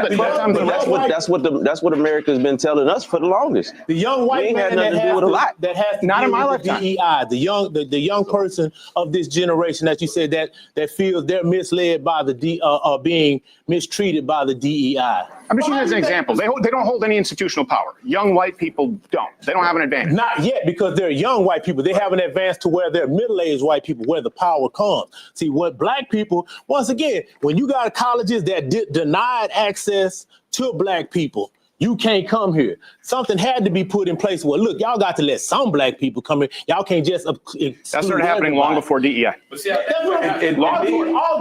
Right. You had affirmative action way before DEI. It was like putting your thumb on the scale, and then after you got a couple of rounds off with your thumb on the scale, you just came back and put a whole other foot on the scale. Now you got your thumb and a whole foot on the scale, and you're trying to call it a fair business. Like, nah, bro, come on. Long before black people were admitted into colleges, HBCUs. Hold on, let me say what I'm trying to say. My bad. I'm trying to make it clear. He's trying to do a senior census and talk through you. And you notice how it's always like this in the black conversations. When you get a panel going, there tends to be that one big personality type that wants to like railroad the whole conversation or derail the conversation sometimes, even because they want to explain away the obvious truth. And so they'll talk a lot. They'll say a lot of words. They'll chew up a lot of screen time but never actually combat the heart of the argument. They just wind up trailing off into different tangents about civil rights and reparations and DEI and shit like that. No, because you trying to argue. DEI is just a new way of wrapping affirmative action. Yeah. Affirmative action had to be put in place because there was the access being denied. So somewhere, the legislation had to be put in place. Well, look, we can't just exclude all of them. So somewhere along the line, they have to be allowed some access. Okay, that was put in place. Now, fast forward till now, those same things that are put in place for those people back in those generations that are still in place, they're not excluding people from getting to places they're just still trying to keep those doors open so that those black people that were coming through that door can still get in. Because if you remove those, over time, we will be denied the access. If a black person has lower SATs, right, and lower GPA, should he get in over an Asian or a white person? Let me ask. If all things are supposed to be laid out equal, no, you shouldn't get. If you don't have it, that's what's happening. What it takes to get in. No, but it is happening, and I'm telling you, young white dudes are pissed. I'm telling you, the majority of what's happening. It is happening. It is happening. In relation to DEI, first of all, DEI has been more beneficial. I'm a former commercial contractor, all right? DEI and affirmative action have benefited white people vastly more so than black people. All you gotta do is look at the business ownership or what have you, and you notice that as long as that white female happens to be 51%, then she qualifies as a minority and a double minority because she's white, she's among the minority in business ownership, and she happens to be a female, right? So you look at that based on population dynamics, and that automatically tells you this whole thing about DEI was number one, not as much targeted towards blacks as much as it was targeted towards minorities, which includes that LGBT. Now think about this, right? Black folk will defend the territory of DEI like the beachhead in Normandy, right? They will fight to the bitter end to hold that DEI territory. And then if you talk long enough, you will hear them admit that, well, it didn't even benefit black folk that much. It actually benefited white women so much. Like, bro, look at all these bodies you left here defending this territory, and now you're going to tell me it was for white women. What's wrong with you? Why did you just make me do this? Why did you put us through this? Why did you make us fight this bloody Normandy beachhead battle for you to now turn around and tell me that, well, actually, white women, they get all the DEI jobs. Well, why are you fighting so hard for this territory? For white women? Really? When I die, I'ma go to Snow Bunny Heaven. Snow Bunny Heaven. And let me read a couple of super chats, man. Thank y'all so much. Hit that like button, man. Throw a couple of dollars in the hat. We are doing a midweek race war. We don't even typically do that. Normally, we wait for Saturdays, man. Shout out to Lasers with the $2 super chat. And then also SKC with the 5 ball. The funny part is that these dudes use terms like DEI, CRT, etc., and have no idea that they are parroting black feminist language taught in academia. You know, and another thing about the DEI stuff, right? The white man don't want the white woman getting all these freebies and goodies and shit. The white man would be perfectly fine if the white woman stopped getting all this free shit tagging along with niggas. You really think the white man enjoys the white woman tagging along with niggas getting free shit? No, you disturbing their household. You fucking up their business now. But when the white man comes to the black man and say, hey, bro, this DEI shit is bad business, niggas acting like they get in the bag directly. You acting like that money went to you. Ain't nobody giving you shit, Otis. Nobody giving you a goddamn thing. Right? So when we talk about that, we need to really deal with the real problem. And as it relates to the riots, let me tell you something right now. Listen, in the black community, I'll be the first thing now. We do have intractable problems that are not going to be solved in one conversation. But what I'm going to say about that, as well as the reason why the black community becomes so infuriated, all right, is when you see gross negligence of justice happen or misjustice happening and nobody does anything. When this guy kneeled on this man's neck, or going back to George Floyd, if he had done something when he was subdued and on the ground, what was the real reason for kneeling on his neck except to inflict fatal harm? What was it? I can tell you exactly what it was, and I can tell you why you're not recognizing the problem. Because the opinion polls, and I'm not saying right or wrong, the opinion polls have changed on George Floyd since I last spoke with you. You know why? Why? All the body cam footage came out. You know what? You know why? Because he was there for 12, 15 minutes, asked to be put in the car. They put him in the car, asked for air conditioning, gave him air conditioning, asked to be taken out of the car. They took him out of the car. He wouldn't stop moving. People have. Floyd is really like the infinite dope fiend, bro. This nigga will just not die. People on the right gonna keep him alive in memes. People on the left gonna keep him alive in the grievance world. They always gonna bring him up. Like he is the infinite dope fiend. He is an immortal Pookie. George Floyd was the original immortal Pookie, bro. The nigga is never actually dead. He is always here with us. Watch it now and go, you know what? It's not what I thought it was. You know how many times he was arrested before that? 9. He shouldn't have been. You know what would have saved him? 3-strike policy. He robbed a woman at gunpoint with a child in the house. And so white people look at it, young white people, right? Who you have to understand during COVID, this is a whole generation of people. White people did not have any fucking opportunities during COVID. They didn't get to go to the graduation, college, black, white, all of them, right? It's a generation that's pissed. Rightfully so, they got screwed. I think we can agree on that. They're going, I watched my city burn down for a guy who was arrested 9 times and committed violent crimes against women. What? Now, you know, let me that's a travesty of justice. He shouldn't be out in public. Let me say the CS. How many felonies does President Trump have on his record? Yeah, he was still allowed to occupy the most. No criminal felonies. He has no criminal felonies, but he's got moral felonies, which would, if there was a court of justice for that, he probably would be tried a long time ago. I mean, let's talk about it. Is this where we all get on board with crazy white bitches who accuse men of rape? No, like, I thought she accused 26 men of rape. That crazy broad. Here's the reality, though. And when you look at the convergence of this new agenda, where you're going strictly in the blue cities, why is it that most of those blue cities also happen to be occupied? The areas they're going in are heavily occupied by minorities. Why is that so? Black people tend to vote Democrat, and they're run by Democrats. Detroit, you can look at it. You can look at Chicago. Is that what you mean? I mean, no, that's not what I'm asking you at all. What I'm asking you is, like I said, with this all-out assault right now, just last night, they were talking about something in Chicago, right?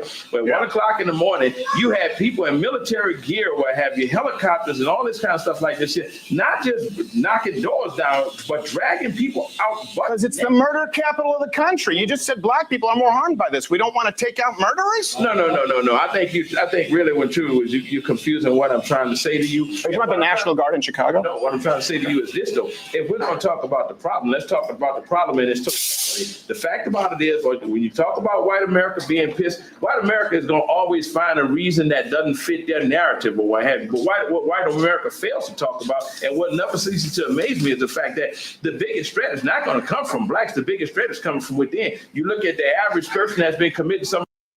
This nigga just give off prison pastor vibes. He just give off like I'm like the wise nigga in the prison vibes, and he don't even be saying shit. Like, you ever know this is a whole archetype in Black America? The smart nigga who really dumb though. Nigga just be saying a lot of words and shit. Be leading niggas astray. I swear to God, his whole job is to ruin niggas' future, bro. Like that's his role in the ecosystem. You know how like different organisms have different functions in the ecosystem? This nigga entire job is to just steal other people's aura and ruin your life, bro. One of the most heinous crimes over the days is 22 to 29-year-old white males, right? Look at how no, it's just not true, man. Violent crime, you just said, like you said, a small percentage of the country, about 12 to 13%, 50% of the violent crime, but the murder, a 12 times likelihood. That's a skewed stat. If you just, so you don't listen to them? No, I said that particular stat is skewed. It's not skewed. These are from the FBI, DOJ. And you know what else we look at? We look at rolling fly. People say the stat is skewed. Skewed by what? Skewed how? Skewed by traffic? Skewed by velocity, skewed by racism, like skewed how? You just said, nah, it's skewed. Do you even know what that word means?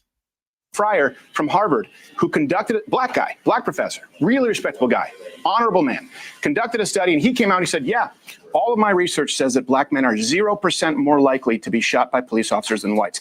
Black people got so mad at him, he reconducted the study, a black man from Harvard, and he came to the same conclusion, and now he's not black enough.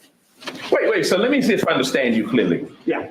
You're saying not only is Roland Frye not black enough, he's not even a Harvard professor anymore. You understand how dangerous this knowledge is? You understand how much of a burden this knowledge is? Nobody wants to carry this knowledge. Nobody wants to hold on to this wisdom. Nobody wants to speak directly and plainly to black people. None of these niggas have motion except for me. There has to be one real nigga left in America, in this damn country.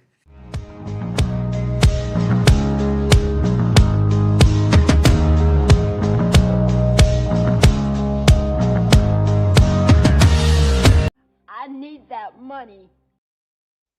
Give me the money.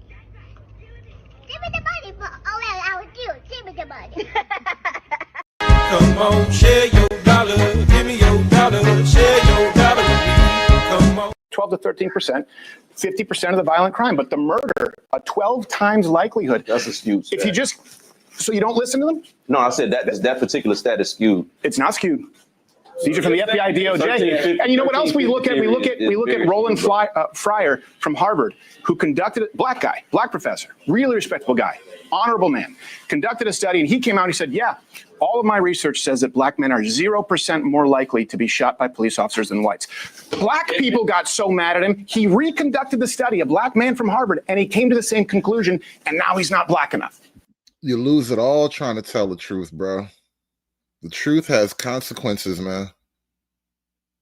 There's a price to be paid for getting to the heart of the matter.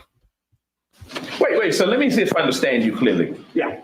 You're saying, according to this guy's statistics, right, that black people are 0% less likely to be shot by a white police officer. A liberal professor at Harvard, yes, and he conducted it twice. Because black people said what you're saying. He goes, look, I was as surprised as you. I was trying to find how much worse it is. My data showed me it's not. He reconducted the study an entire time. Now, he did come to the conclusion that an officer is 18 times more likely to be shot than a black man by an officer. This is a black liberal who studies statistics. At what point do you listen to him? And I don't believe him. That's skewed too. And if he comes out and says something of the sort, there's no telling the backlash that he may not get. Listen, there are token blacks in every society. I mean, all you have to do is look back throughout. And there we go. Right? And Uncle Tom, this guy.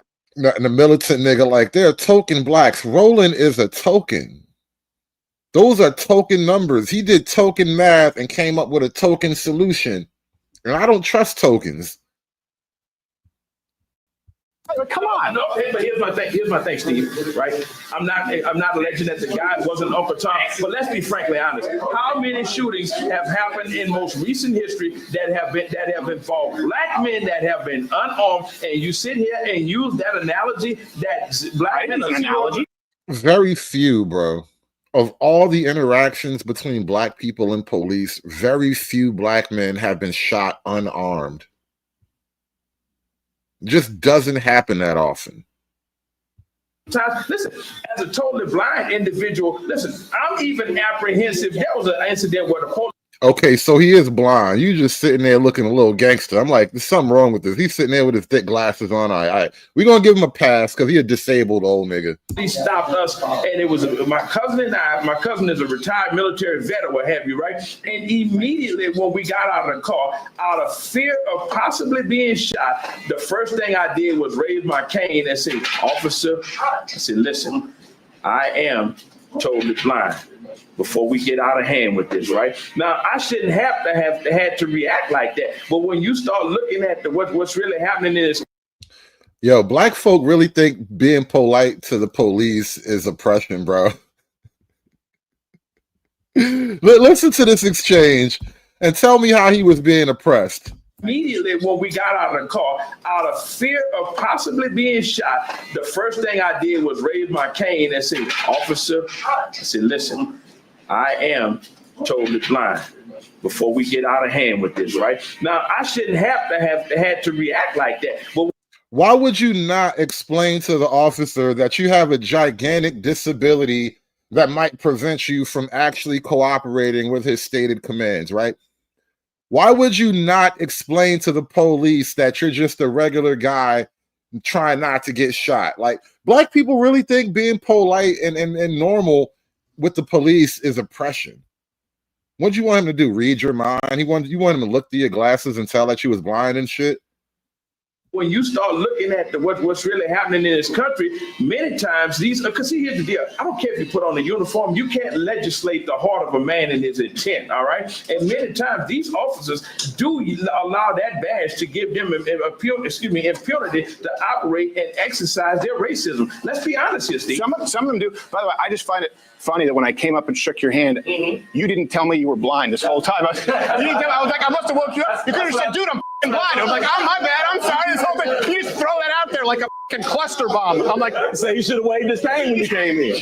You see, this is how niggas get shot by the police, bro. They just can't manage the simplest of interactions between two individuals, right? You see, simple little misunderstandings like that. Get on the ground, gun, bah, bah, bah, bah, bah, bah, bah.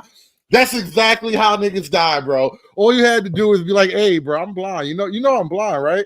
Like, nah, niggas can't handle simple, basic interactions. You see the type of shit I'm talking about? Impunity to operate and exercise their racism. Let's be honest here, Steve. Some of them do. By the way, I just find it funny that when I came up and shook your hand, you didn't tell me you were blind this whole time. I was like, I must have woke you up. You could have said, dude, I'm blind. I was like, oh, my bad. I'm sorry. This whole thing. You just throw that out there like a cluster bomb. I'm like, so you should have waved his hand when you came in. I feel like an asshole in the middle of the room. That's what I told you when you said, is he sleep behind the glasses? I was like, no, he just can't see you. Hey, look, I thought you were making a joke. I said, oh my God, here's this condescending asshole here. It's okay. He forget he blind sometimes. I had no idea. No, man, but you know, man. Yeah, but I do. I agree. You can't legislate what's in a man's heart. Yeah. But you can't throw out everything. You can't go, that scat skewed. That black guy from Harvard who was always a liberal who did it twice, it's skewed. You can't throw it out. How often do you see black police killing unarmed white people? Actually, how often do you see that? How do you really want to know? Do you really want to look into those numbers, bro? Because see, niggas be mentioning things without ever looking into the numbers, and I'm telling you, it would upset your melanin.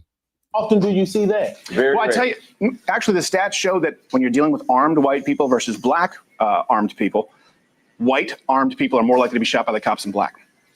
White armed people are more likely to kill police officers. Look at what happened in Kansas where those five police Let's call the officers stats a gunned down. wash on that. Here's what I do know. Everyone wanted the body cam footage, and I agree. I was like, we should have body cam footage. We should have accountability for police officers, right? And we were to believe after the era of, remember, we went through Trayvon Martin, Tamir Rice, Mike Brown, obviously George Floyd. There were so many that you could use as examples. We thought that we'd have a rash of body cam footage showing us the police brutality. Yeah. You haven't seen body cam footage of note in the last year. Once that footage came out, it's about a 20-to-1 ratio where you see someone getting violent with an officer. We have not seen what we thought we would see. And now people are going, okay, so maybe not the body cam footage, right? We thought we'd see all the abuse. Before you jump off of that point, what about the body cam footage where we see white people and white police and the white citizen is being belligerent with the police, but the police showing extreme restraint? Absolutely. Bro, black folk get that passed all the time. I see black folk do that shit all the time. I just walked past today, right before the show started. I was walking up the block and I walked past this school and it was like, what do you call it? Like school release, the pickup hour. And it's like, you know, a bunch of black kids, black women and Spanish women and shit. And these two bitches is arguing right in front of the police trying to keep them from fighting. Come on, man. Stop acting like black folk don't be getting the pass all the time. In dealing with that person, whereas black people will reach for your wallet, bow, you get shot. I got a phone in my hand, bow, you get shot. And I'm not doing anything, and bow, you get the shot. The stats don't reflect it. But white people are being killed in record numbers right now, and they're pissed. And if you keep just not listening to them, look, like you said, white people in the majority of this country, you have young white people who are getting. What do you mean conservatives play dumb about the media creating narratives? The media is almost entirely left-wing liberal. So the only narratives that the media throws around are largely in support of black people being victims of racism, bro. What media creating narratives are you really trying to talk about? More and more mad. I'm just telling you the truth. What they mad And they have the Black guns. people They're holding mad because this power. Why thing. they mad at Here's black why. people? Here's why. They go, look, I'm 12 times more likely to be killed by a black person than you are a white person. And you go, well, that doesn't count. They go, look, my dad's business got burned down. Yeah. And where? My city got burned down. I've been accused of being a racist, even though I'm not. And I'm looking at this right now, and I'm not allowed to have an opinion. And I can't go into certain neighborhoods because I get my ass kicked. And then you just say, yeah, but you've had systemic power. That is a surefire way to breed racism. Let's be frank about that, Steve. Now, first of all, here's why I disagree with you emphatically, right? Number one. Oh, here we go. You see what I mean? The white man, listen. Should be happening to me too. I have problems. My life isn't perfect. I am the victim of awful things at times too. We're the whites. Nobody ever cares if bad things happen to us anymore. And then you know what the black response to that is? Oh man, hey.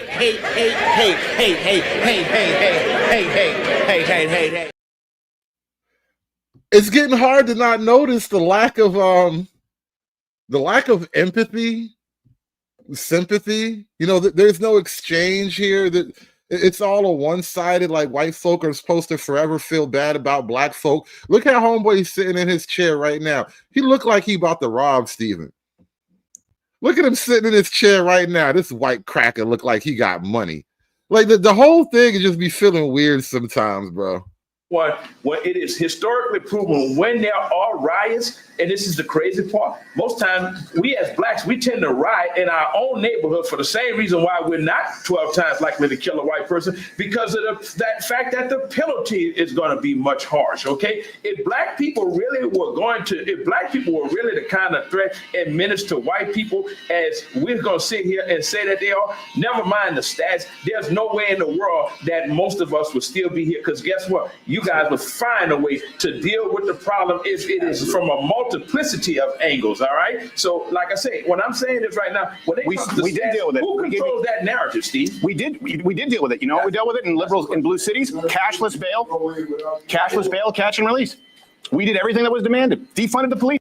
Why are we starting in like the 2000s, bro?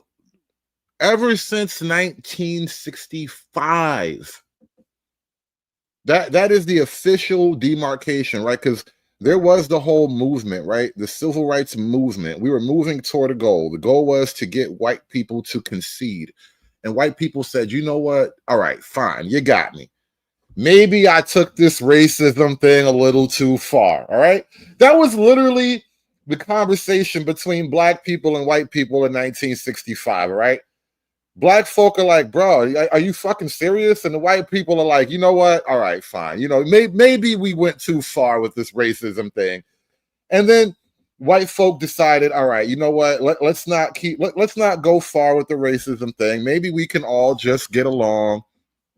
Maybe we can give them something, some kind of equivalent access to our system of things here, right? My bad, mea culpa, all that shit. And so don't just start in 2000 as if they just started attempting to address the grievances and the imbalances and whatnot. Shout out to Vanta Black with €2. I have black fatigue. I may just call myself Vanta. Now you want to drop the blackness. You see, it's a trend though. It's a wave. Some people are just separating themselves from blackness, bro. You ain't really black anyway. You're Somalian. You got a whole other thing to attach yourself to. You could jump in and out of blacklist like a pair of Jordans, bro. You don't even really need to own blackness. That shit is just an outfit for you. Shout out to Chocolate Bunny. Gifted 1 membership. Thank you so much. Shout out to the new church member. Welcome to the church. Take a seat down here in the front row. Get it again. Okay, I'm going to say it again. I come in the name of Jesus. Repeat it after me, bitch. I come in the name of Jesus by the power of the Holy Spirit. True Hype with the 5-ball. If the system is the problem and perpetuates systemic issues, why are so many complaints about the government being shut down? I thought the system was bad. bro, these people are the system. They don't even understand. Like, in a lot of ways, like Pookie is a part of the system too. Keisha is a part of the system. Pookie is a part of the system. It's just the Matrix. It's just another level of control.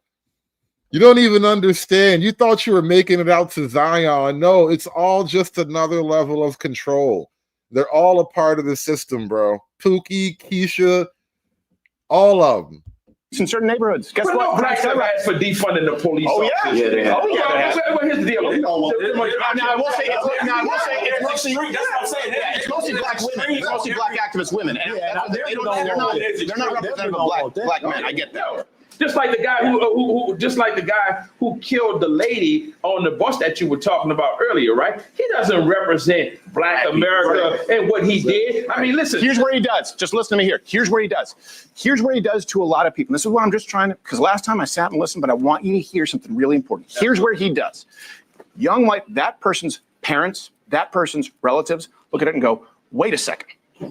This guy was out 14 times. And the reason he was out 14 times was because a black female judge, in the name of restorative justice, who has received funding from NGOs, said, we're going to have cashless bail and catch and release and the IOU policy in the name of racial justice. So people are going, my daughter's dead because it would have been racist to keep this guy in jail. You need to understand. We are absolutely winning right now. Absolutely. We have done more than change the conversation. We changed the balance of power in the federal government.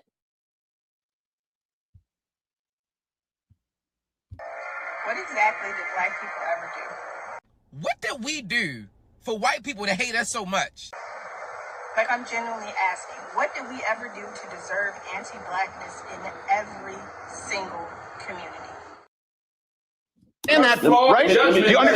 But you understand it though, right? Because you just made those same judgments about people who existed 150 years ago. Yeah. This is someone's sister. Her flawed judgment does not represent the opinion of black people, number one. Okay, it represents a systemic correction. Well, let's talk about systemic correction. And you know what the problem really is? When you defund. You can't tell me that you have, systemic racism, systemic oppression, when the system is literally breaking itself to go easy on you. The system is now sacrificing its own credibility to go easy on black people, yet you tell me the system hates you. Nigga, the system keep your mother alive. The system got your baby mother looking good right now. But the system hates you.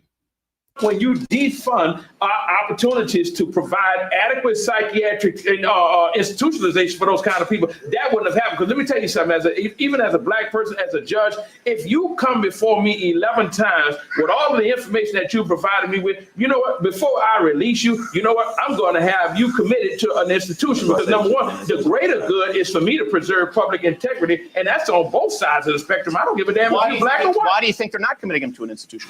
Because there's no funding available. No, they were shut down in the name of restorative racial justice. And that's why he wasn't institutionalized. And his family. Right, restorative racial justice, right? We need to do things for black people. These blacks. He should have been in prison too. His family pushed against it in certain like there's some of them cases where they were in court. His family was saying, "Don't put him in there." I know, and who gives a shit?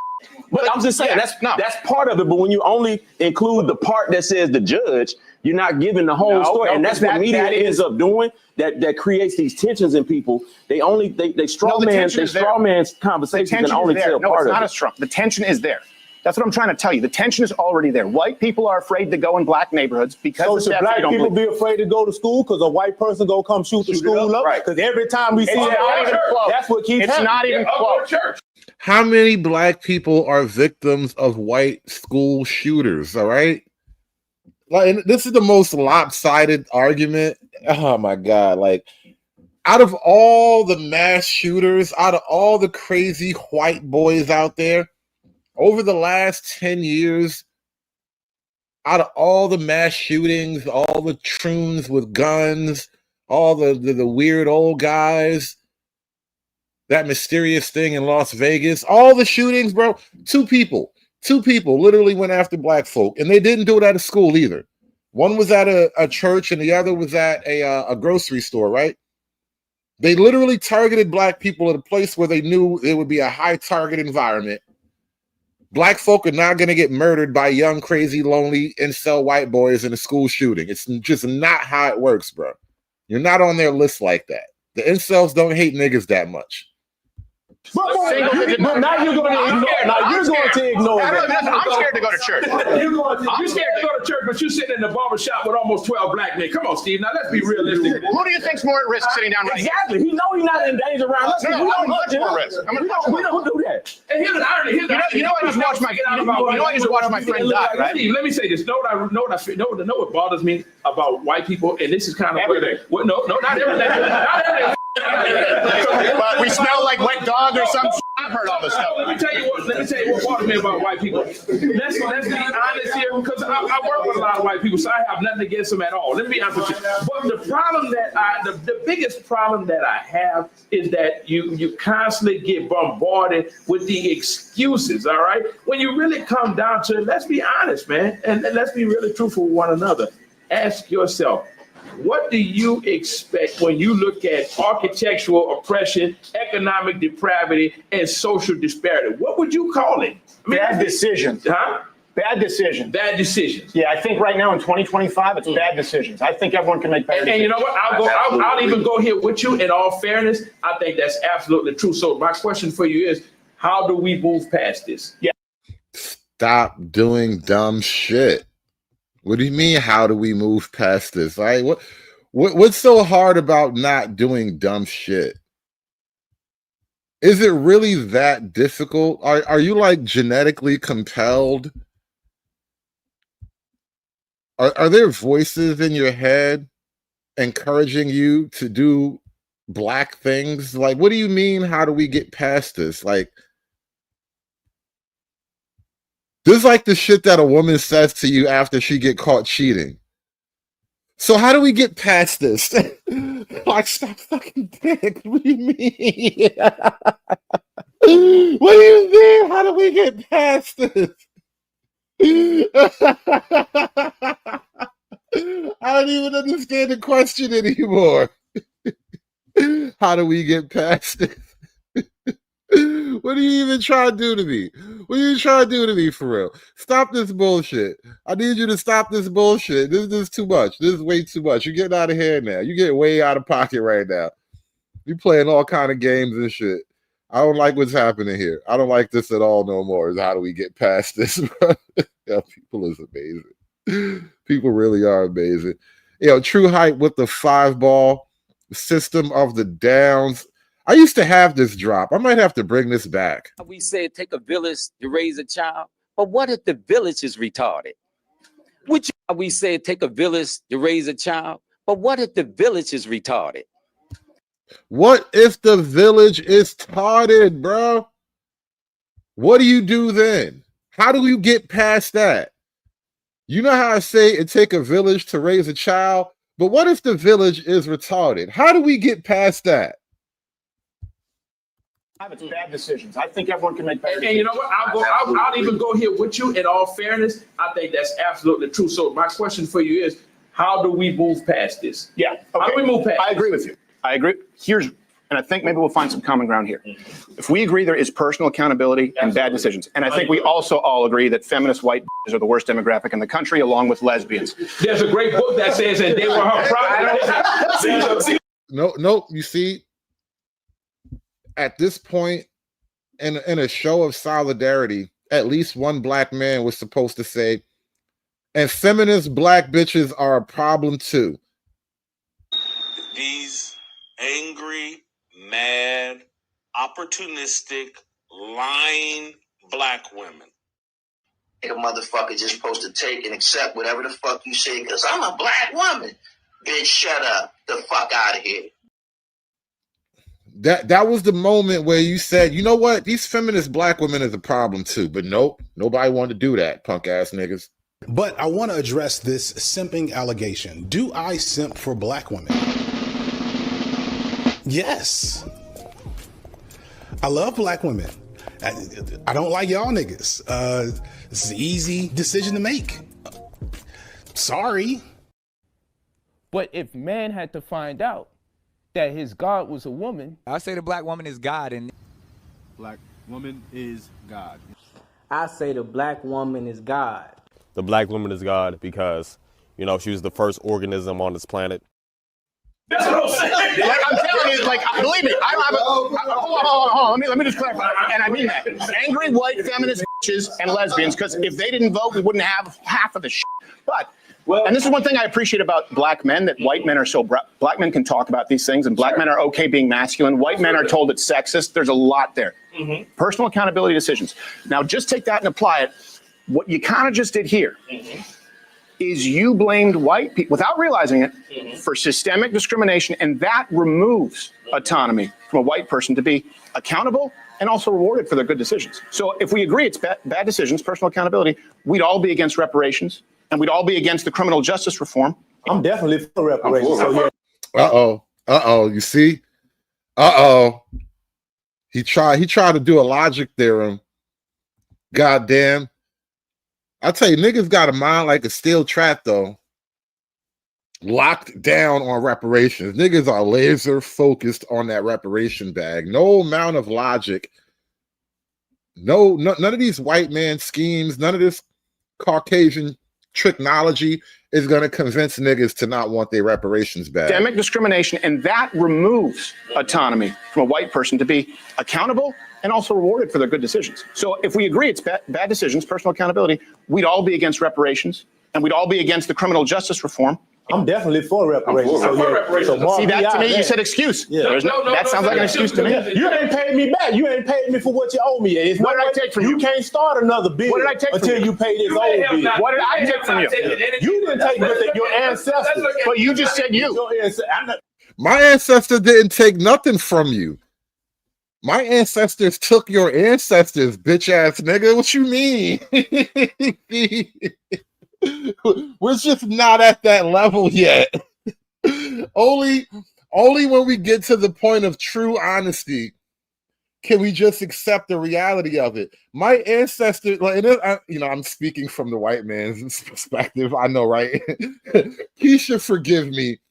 Black female goddess, forgive me. I was speaking from the white man's perspective, but like that is the actual proper attitude to take in this moment. Like, my ancestors didn't take shit from your ancestors. My ancestors took your ancestors, all right?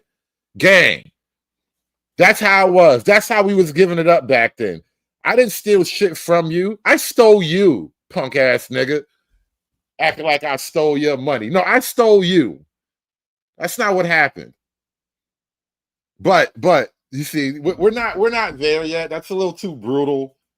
It's a little too rough. Nobody wants to accept the reality of it. Listen, bro, we just took the L, bro. Slavery was the L, and it wasn't even necessarily the white man's fault. Like, niggas was for sale since forever, bro. White man showed up to Walmart, and it was a sale on niggas. How do you show up to Walmart and there's a sale on niggas, and you don't buy at least one? Come on, bro. This is what they was doing. Well, when I say you, I meant it as a euphemism. But can you understand why white people hear it and get pissed off? Yeah. Because I can take shit. But they're not mad about the advantages that were built into their lives. So you want young people to pay? Sounds like an excuse. And even without paying us back, Steve, know my thoughts are on this here. Give us an opportunity to exercise our ability and our autonomy. Let me give you a perfect example. There's a gal right now. Her name is Joy Reid. Look up her. I know Joy Reid. She's out of her mind. Look up her education. Oh, now he want to bring up Joy Reid. Oh my God, these niggas so cooked, bro. Bro, I'm gonna throw this out here. It just occurred to me, but I'm gonna throw this out, and I'll probably get confirmation from the universe later. This is what usually happens when I come up with these wild hunches and shit. Black men as a group have more female heroes than any other ethnic group of men.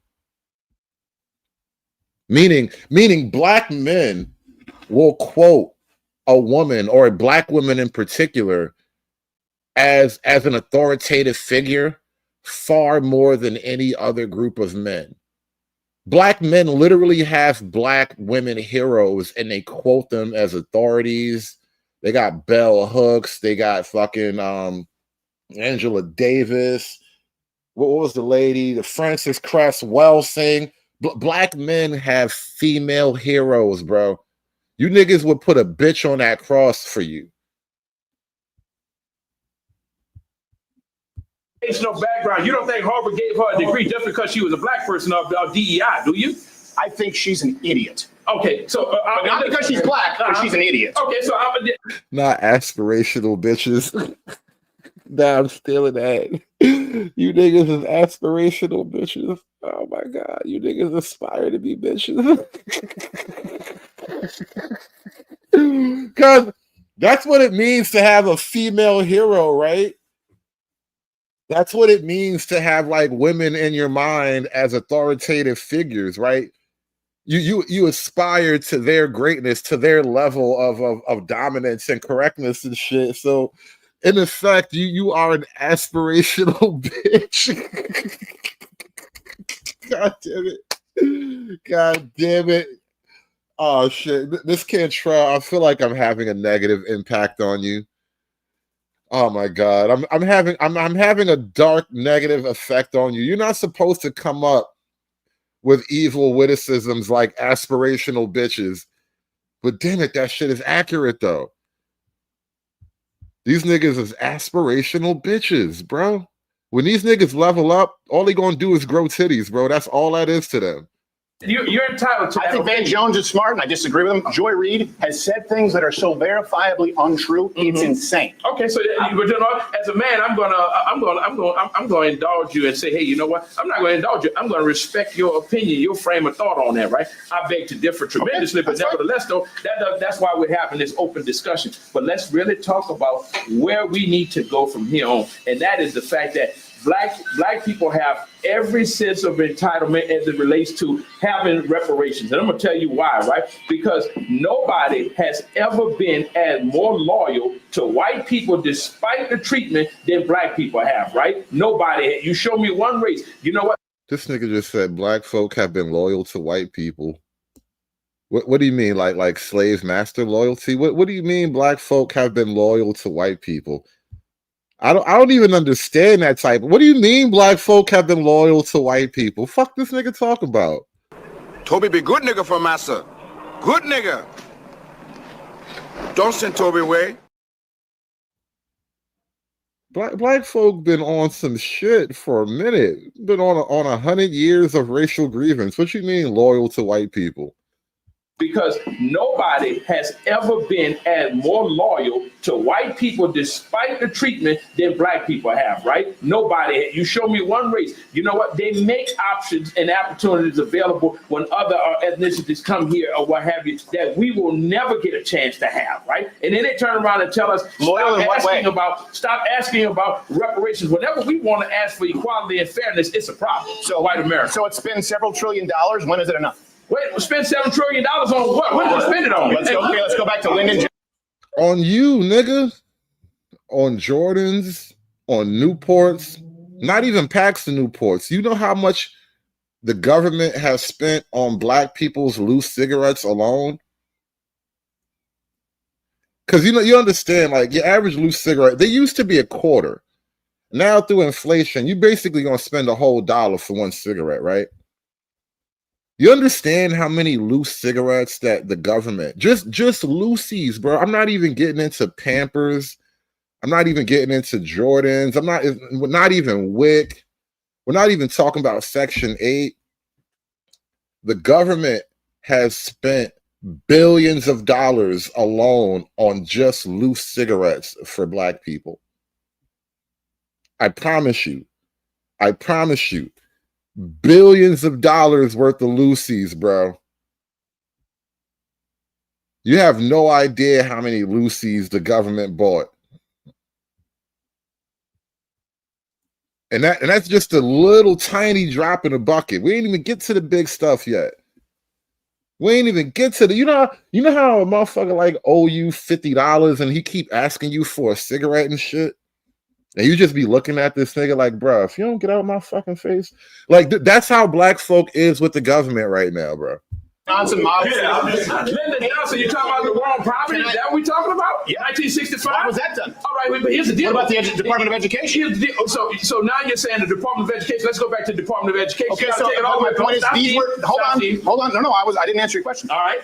The reason that this was given, right, when you're talking about the Great Society program, the reason when you look at the Model Cities program, urban planning, $8 billion into Detroit, adjusted for inflation, the reason that, and I don't know if you know this, black students in this country get more spending per pupil than white students. I don't know if you know that. That's an actual fact, even in impoverished neighborhoods through public funding. These were the reparations that were asked of white people throughout each decade given, and then we're told, no, that's not the real one. They were given, whether you like them or not, whether you think they work or not. And by the way, I think they're dog shit. I think we should completely suspend the federal Department of Education. I think the Texas state could do a much better job. But those were done in the name of racial reparations because they were demanded, and now it's not enough. It's like, but Steve, we still need more money. Like, but Steve, I'm still blind though. Like, you say we got the money, but I'm still blind, Steve. I can't see none of this money. Hey, Steve, listen. What was that? We should suspend the Department. I agree with you because it's so. Why would they do it correctly? It's not just because it was done in the name of racial justice that it was done incorrectly. That's the reason for it. I'm saying that's the reason for it. But along the way of trying to achieve racial justice, you just did it wrong. But let me ask you. That's my point. You said people did it the way we were asked. Your reasoning was right. Your approach was wrong. So now you make some 20-year-old kid pay? Yeah, but we did exactly what you black people asked us to do. And this is what it's so weird. It's such a feminine dynamic when I think about the grand scheme of it. It is just like in the context of a relationship with your woman, and she like begs and throws a tantrum, and she just really wants this particular thing, and you're like, oh my God, this is stupid. Why do you want this thing? It's like, because I want it. You just don't ever respect me, and you don't trust my dreams, and you're supposed to support my visions, and then you cave in and you give this goofy bitch the little thing that she wants, and then it all goes awful, just exactly how you knew it was gonna go. And now it's like, oh, see, we just did it wrong. And you weren't supposed to do it like that. You were supposed to do it the other way. And I was like, bitch, I did exactly what you asked me to do. And now you're going to tell me I did it wrong. Get the fuck out of here. No, but you came out and said something that's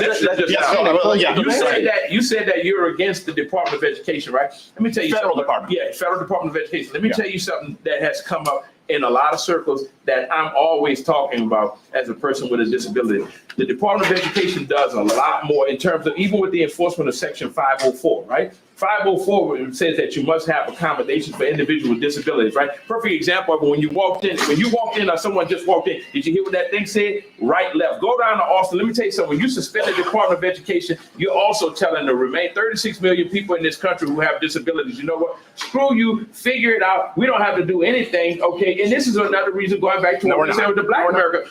If you don't have certain mechanisms in place to ensure that there is a fair and level playing field, right? Guess what? The controlling party that's in power, or what have you, are not going to say, hey, wait a minute, let's look at this other disenfranchised segment of the community or what have you, and see how can we provide. I'll disabuse you of that notion. Okay, let me disabuse you of that notion. Go ahead.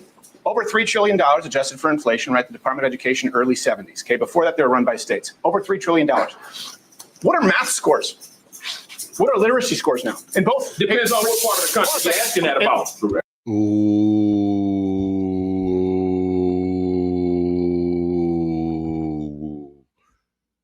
Damn, what are math scores? What are literacy scores? Oh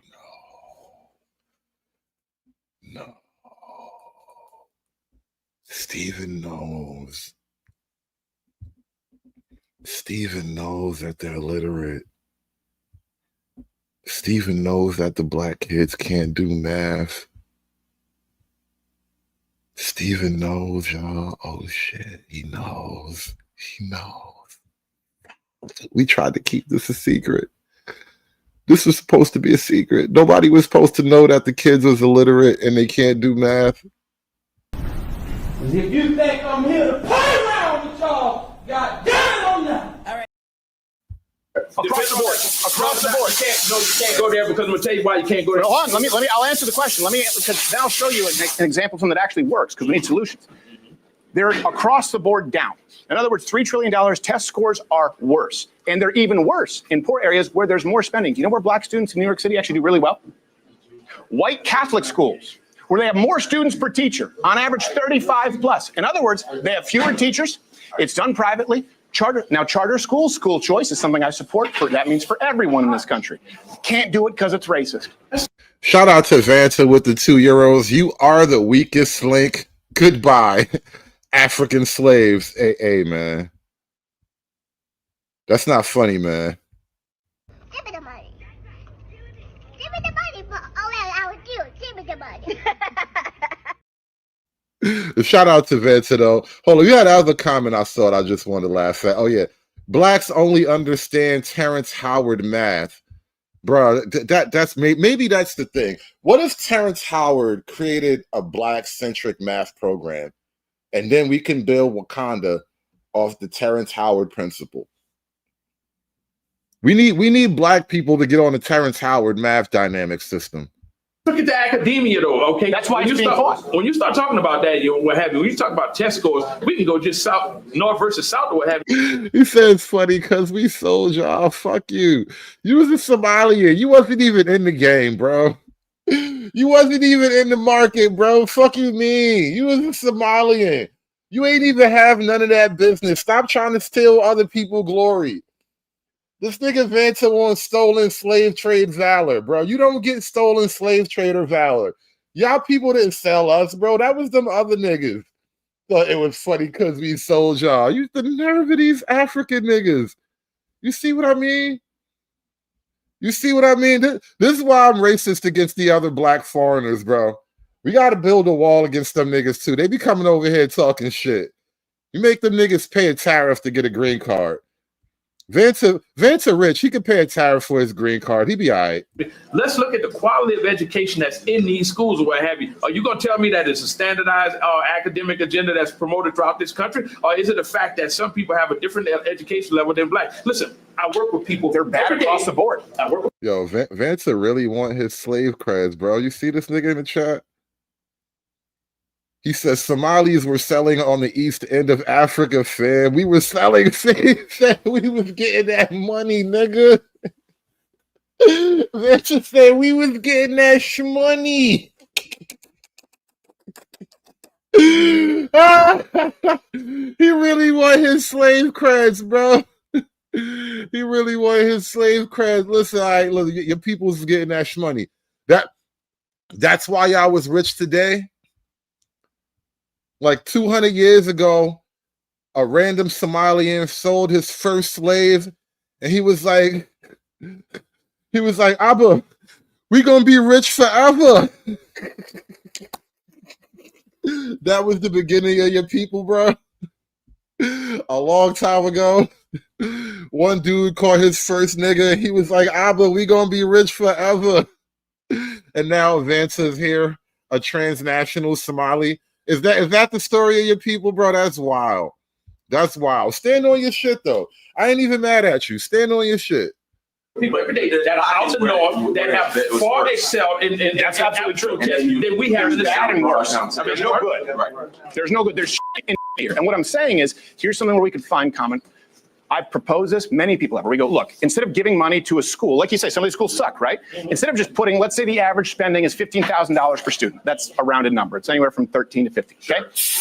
If instead of putting that money in the administrative costs at a school, what you do is you say, okay, that's a grant, that's a voucher that attaches to the student, and they can take it to any school they want, so they have to compete. So that kid can now choose where they go to school. Can't do it because it's racist. That's why it's been fought. People say black kids would still be stuck in shit schools than white kids. Why? Well, see, that comes because they wouldn't be able to transport themselves out of a bad neighborhood. But right now they're stuck with one school. So when you start asking those whys and go down the rabbit hole of why and start asking, okay, well, why would somebody say that? Well, this is why. Well, I'll tell you why they really say it. And then the teachers unions. Because the teachers unions? Yeah. It doesn't make. In other words, if a black kid right now has to go to because one. in certain communities where they don't have certain resources, it's a lot of kids. Once again, I've lived in. I raised my kids. Graduated 3 kids from.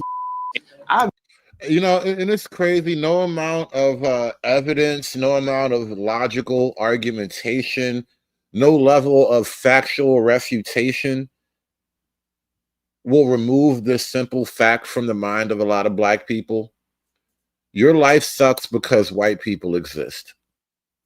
It almost always boils down to that, and you can never get off of that. And if you move too far away from that argumentatively, you become an enemy in some type of way. But if you accept that simple truth that your life sucks because white people exist, then you're a friend of Black people and you're in safe territory. I've been afforded some things in this community that some people down south don't have. Yeah, right. That's a fact. And I'm some of these school events, I'm questioning them like, how the hell y'all expect us to have jobs and still transport these kids to and from these events all throughout the day? But if them people down there had to do it, so you think what we're doing now is better? Because they ain't got transport. Half of them ain't got transportation. I think we need to go back to the real truth and the real truth. Because that's what I'm saying. Because they're in impoverished areas, and we already know based on how we see. So then, how do we fix it? We have to pay for a areas car, don't even a have house? grocery stores. No, of course not. Those same areas That's don't. horseshit. There's food I see deserts. everyone Come here. on now, you don't Everyone know here about has a food deserts. smartphone. You can literally order any food that's ever existed on Earth to any But municipality cheaper than ever. if you're in an area that already has a lack of resources and you're already low income, how you gonna order something? Amazon, one click. But see, here's the deal. We're talking about food deserts in 2025. Come on. I think there's a broader problem that we were not discussing. You know what that is? You've got to go all the way back. This has been an insidious process that's been at work. And the bad part about it is, as long as we as white and Black America keep fighting among each other, we'll never see the big picture. You go back to 1982 under Charlotte T. Iserman, who was the Department of Secretary under Ronald Reagan, Department of Education. She wrote a good expose many years later called The Deliberate Dumbing Down of America. She kind of patterned that after that B.F. Skinnerian behavioral modification, and it ties all into the founder before the Department of Education, which was General Education Board, where they say, you know what, we don't need more painter, we don't need more artists, or we don't need more poets. We just want good cogs in a wheel that are easily taught that we can mold under our own hand. Yeah, too many of you niggas want to be rappers and performers and shit. That was actually a good move. We don't need more painters and artists and poets, right? It just sounds like you want to smoke weed and do gay shit all day.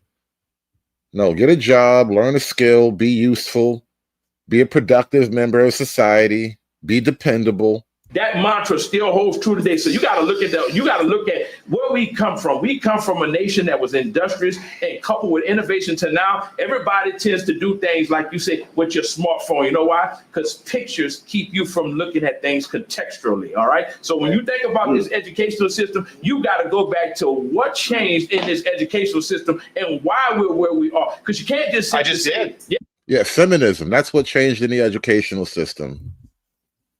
We decided that the girls need to be smarter, and so we tried to make the girls smarter, and now the boys are dumber. Shout out to True Hype with the $20 super chat. If we want to say anything negative about the Catholic Church and the kids deal, which is bad in the same regard, the public school system abuse numbers are almost tenfold. But why no big fuss about the one v the other? Yeah, chicks don't really like when you bring up the high rates of abuse that women are showing right now in the female in the school system. It's weird that it's like the women just can't keep their hands off the boys. Good women are dead. Evil bitches, rise up! It's really weird, True Hype. I don't know, but nobody likes to talk about that. Maybe it makes the women uncomfortable. But shout out to True Hype with the 20 ball. Be like True Hype, y'all. Smash that super chat button for me. Hulk! Smash!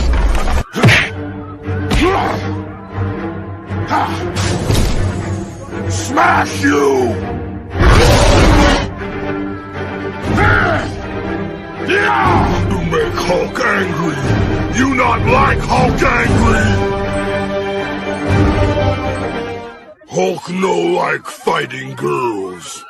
Yeah, but you can't just say that everybody wants to be dumb or everybody in the South. I didn't say everybody wants to be dumb. Okay, well, tell you this too. Here's another problem why scores are so much lower in this country, especially when you talk about Black Because America. money doesn't fix a problem. It's that Money simple. doesn't. We've thrown That's money a at the problem fact. and it doesn't do shit.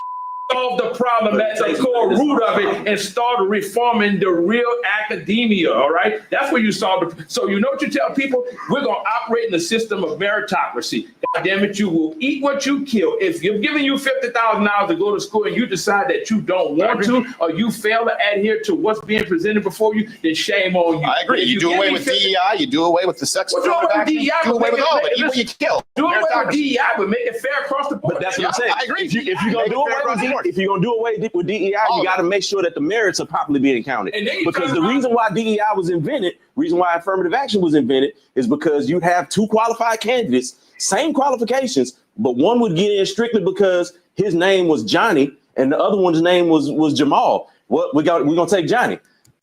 Name your kids Jamal. Name your kids nice, strong American Christian names so that when somebody looks at the resume, they don't just be like, ew, no, we don't need a Keisha. We don't need a Glocktavius. We don't need a Jamiroquai. Because naturally, Johnny's going to be better at it, but they got the same qualifications. That's why affirmative action was instituted in the first place. DEI came in because of shrinking white feminists wanted to claim credit. That's a snapshot you can present it in, but I agree with you. I agree. That's a snapshot you can present it in, but I'm just saying, like, the reason why. No, what I'm saying is, you go down to ask why. I'm being flippant, but the truth is, black people were being admitted in record numbers if they had the same qualifications before DEI and affirmative action. White shrieking feminists wanted to take credit for something that was already happening because people had become less racist, so they can say, tag my white name on there, DEI. See what I did for black people? It's white guilt. And what I'm trying to tell you is young people who have nothing to do with any of this, their guilt is running out, and you can't escape the violent murder rate. You can't escape them losing opportunities and being blamed for being racist when they're not. And you want those kids to pay reparations? You're creating a generation of racists. That's what's going to happen. And then you're going to have then you're going to have we as a black community, we're not creating a generation of racists. You know who's creating that generation of racists? Those older white people are feeding that into their kids. See, all white people are not racist. I don't believe that. No, of course not. But the ones that come from families that have that inherent gene or trait in them, they're passing that on. How? See, I look at this. The gentleman that got killed, Charlie. He was killed by a white man, a young white man, right? From the generation that you're talking about that's getting fed up. Well, he was Hold up. I stepped away for a quick second, but I was listening. And is there a racism gene? Wait a minute. I got to get my evil Chinese geneticist working on this, bro. Because I have a guy. Is there a racism gene? Wait a minute. If there is a racism gene, then maybe we can isolate it. If we can isolate the racism gene, then we can condense it and we can maximize it. Do you understand what that means? Do you understand what that means? If we can maximize the racism gene, unlimited racisms. Oh my God. Oh my God. What if it's true? What if it's true? What if we can maximize the racism gene? Feeding that into their kids. See, all white people are not racist. I don't believe that. White race. Creating DEI. Then you go ahead. We as a black community, we're not creating a generation of racists. You know who's creating that generation of racists? Those older white people are feeding that into their kids. See, all white people are not racist. I don't believe that. No, but the ones that come from families that have that inherent gene or trait in them, they're passing that on. How? See, I look at this. The gentleman that got killed, Charlie. He was killed by. Ash says we can breed super racist. Do you think that's why they had to stop Adolf? Because ultimately, he wasn't trying to like build a bomb or build like a spaceship or something like that. Like those were already easy things. His real number one goal was to actually breed a line of genetic super racist soldiers. Like, what if that's the one thing that was missing from the super soldier program? They needed the racism gene. What if that was the one thing that was missing from Adolf's his super soldier program, right?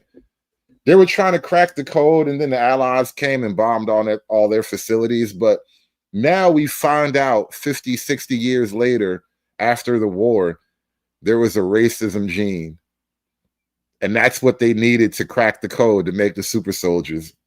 We could go back and create a whole new brand of lore now based on the racism gene. The uber honky. Oh my God, we can start a whole new line of storytelling. We can add this plot to The Boys. They got the Vought serum with the racism gene in it.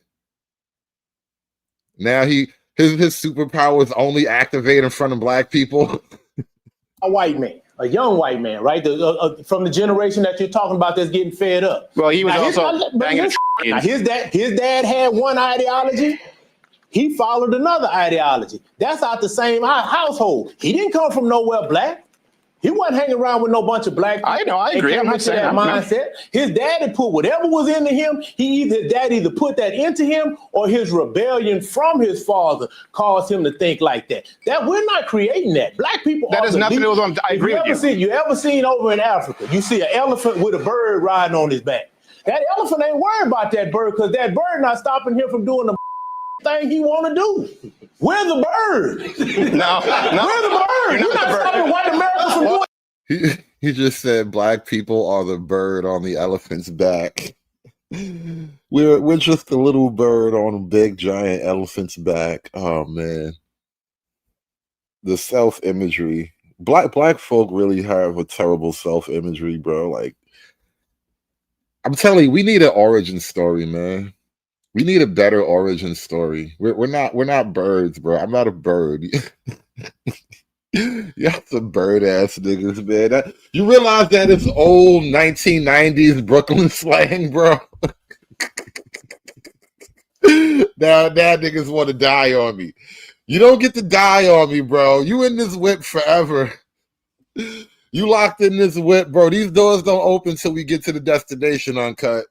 You can't just die on me now, bro. We are locked in. We are all bird ass niggas together, bro. 100. I know you remember the wave, bro. The 90s slang era. We are bird ass niggas, bro. What was that? Nelly Furtado? I'm like a bird, I always fly away. I don't know where I'm going.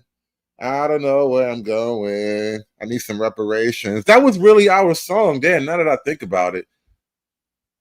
You know what? The bird just burned down $4 billion worth of cities and 60,000 assaults. No. And what young white? Hold on, you got to might get blamed for it. Right. The bird is half as big as the elephant. Hey, you act like it's only blacks that was burning it down. You know what I said earlier, and you listen is when you have a young white person going, okay, why is this happening? And people go, Black Lives Matter, and they go, well, hold on a second, I have an opinion on Black Lives Matter. They go, well, sit down, shut up. Okay, now silence is violence. And that kid goes, well, what do I do? By the way, you're on the hook for reparations, even though his father, his grandfather, his great-great-grandfather didn't own a slave, and he's still 12 times more likely to be killed by a black person the other way around. You're going to. What I'm saying is, society is going to create a generation of racists. What do you say to that young white kid? What do you say to him? Stop watching. Stay off of TikTok. Stop reading stats. Stop paying attention to what these talking heads are saying. Don't believe your eyes, white children. These black people are the safest black people that we've ever produced. Don't believe your eyes. Don't believe your stats. Don't believe the music. Don't believe all that hippity hoppity boopity boppity crap. None of the black people like that stuff either. Black people, they actually they actually behave like Mormons, honestly. Don't believe none of these things. That's what you're going to tell little Timmy? Because they're leading you down the wrong path. They're leading you down a path of paranoia and conspiracy theories. What if their interactions with black people in general are quite negative? Well, we're in it now, and we're going. Damn, why'd you play the church music?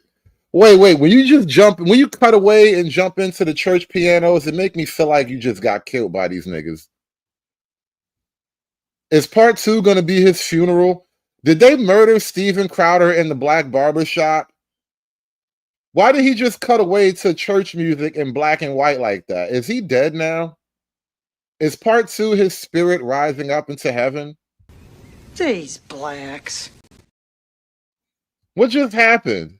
I don't like what just happened here. What if their interactions with black people in general are quite negative? Well, we're in it now, and we're going to continue next Thursday.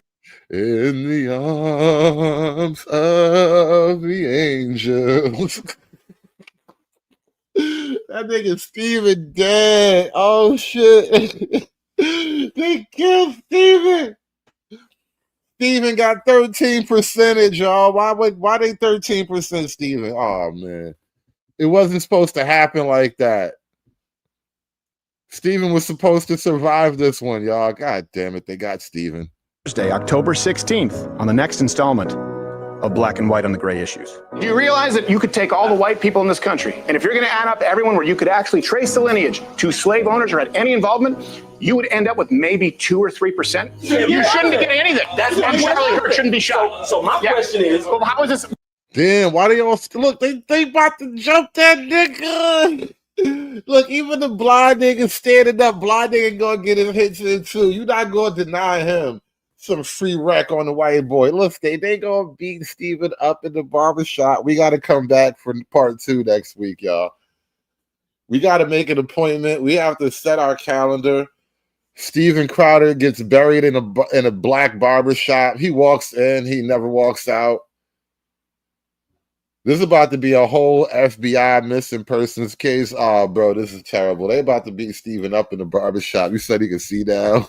All of a sudden, this nigga looking Steven right in the eye. What you mean, white boy? What you mean you ain't got my money, white boy? This nigga eyes came back to life. No. No. Oh my God. Uncut. Jesus Christ, bro. Stop doing that to yourself, bro.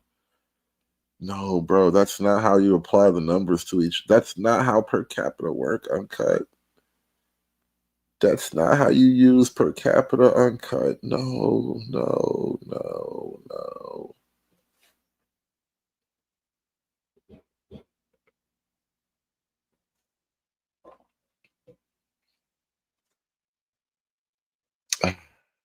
I'm not even gonna fight with you, bro. I'm not even gonna fight with you. You got that one, man. You got that one. We're gonna let that one go. You gotta have that one. You got that one. That's wow. We just want everything to be the same. Uncut, you ain't got no wrench? Hold up.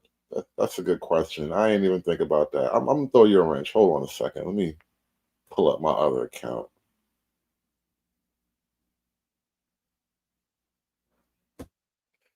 All right, should we drop the link here? What do you guys think? I'm only gonna give it like an hour though. I'm not gonna stay up all night. Should we drop the link? Should we talk it out? Y'all don't want to talk it out, do y'all? Y'all don't have nothing to say about this shit. Y'all don't have no comments on this shit, do y'all?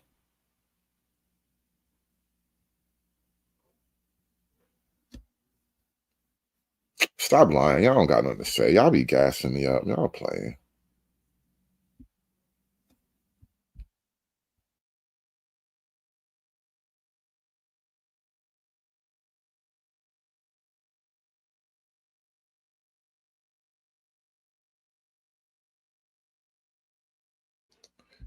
All right, I'm gonna throw the link in the chat. Oh, Vanta about to talk about his slave owning ancestors and shit.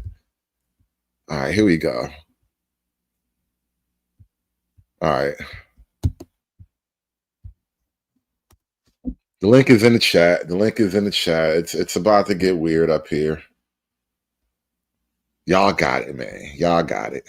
Shout out to Steven Crowder, though. My man went up in the barbershop Like, fuck your reparations, nickel. I respect him for that. I appreciate your honesty, bro. He went up in the barbershop and said, fuck your reparations. You ain't getting none of these monies, nigga. And shout out to Vanta with the the multiple euros. Blacks cry white supremacy, yet claim an Arab name. Yeah, I don't know what that is. But they do. A lot of them do that, though. I just don't, man. Birdman is the prototype of the black race. Cuckoo. That nigga do look like Birdman up there. No lie. Blonde Birdman. And Mike Tyson and his pigeons, it all makes sense now. This nigga look like a lot of different niggas. That's really what you're trying to say. He looked like Debo, he looked like Birdman, he looked like Mike Tyson. And then Joey with the 199 for the Panda tax. I wasn't even instituting no Panda tax, but thank you so much, Joey, with the 199. Appreciate you, because I can't feed these niggas myself, bro. These niggas got to feed themselves. They be coming in here eating up all my snacks, drinking up my juice boxes and shit. Shout out to Joey, though. Give a nigga a break. Give a nigga a break. How much more can I take? Give a nigga a break.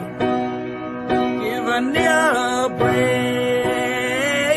Give a nigga a break. How much more can I take? Give a nigga a break.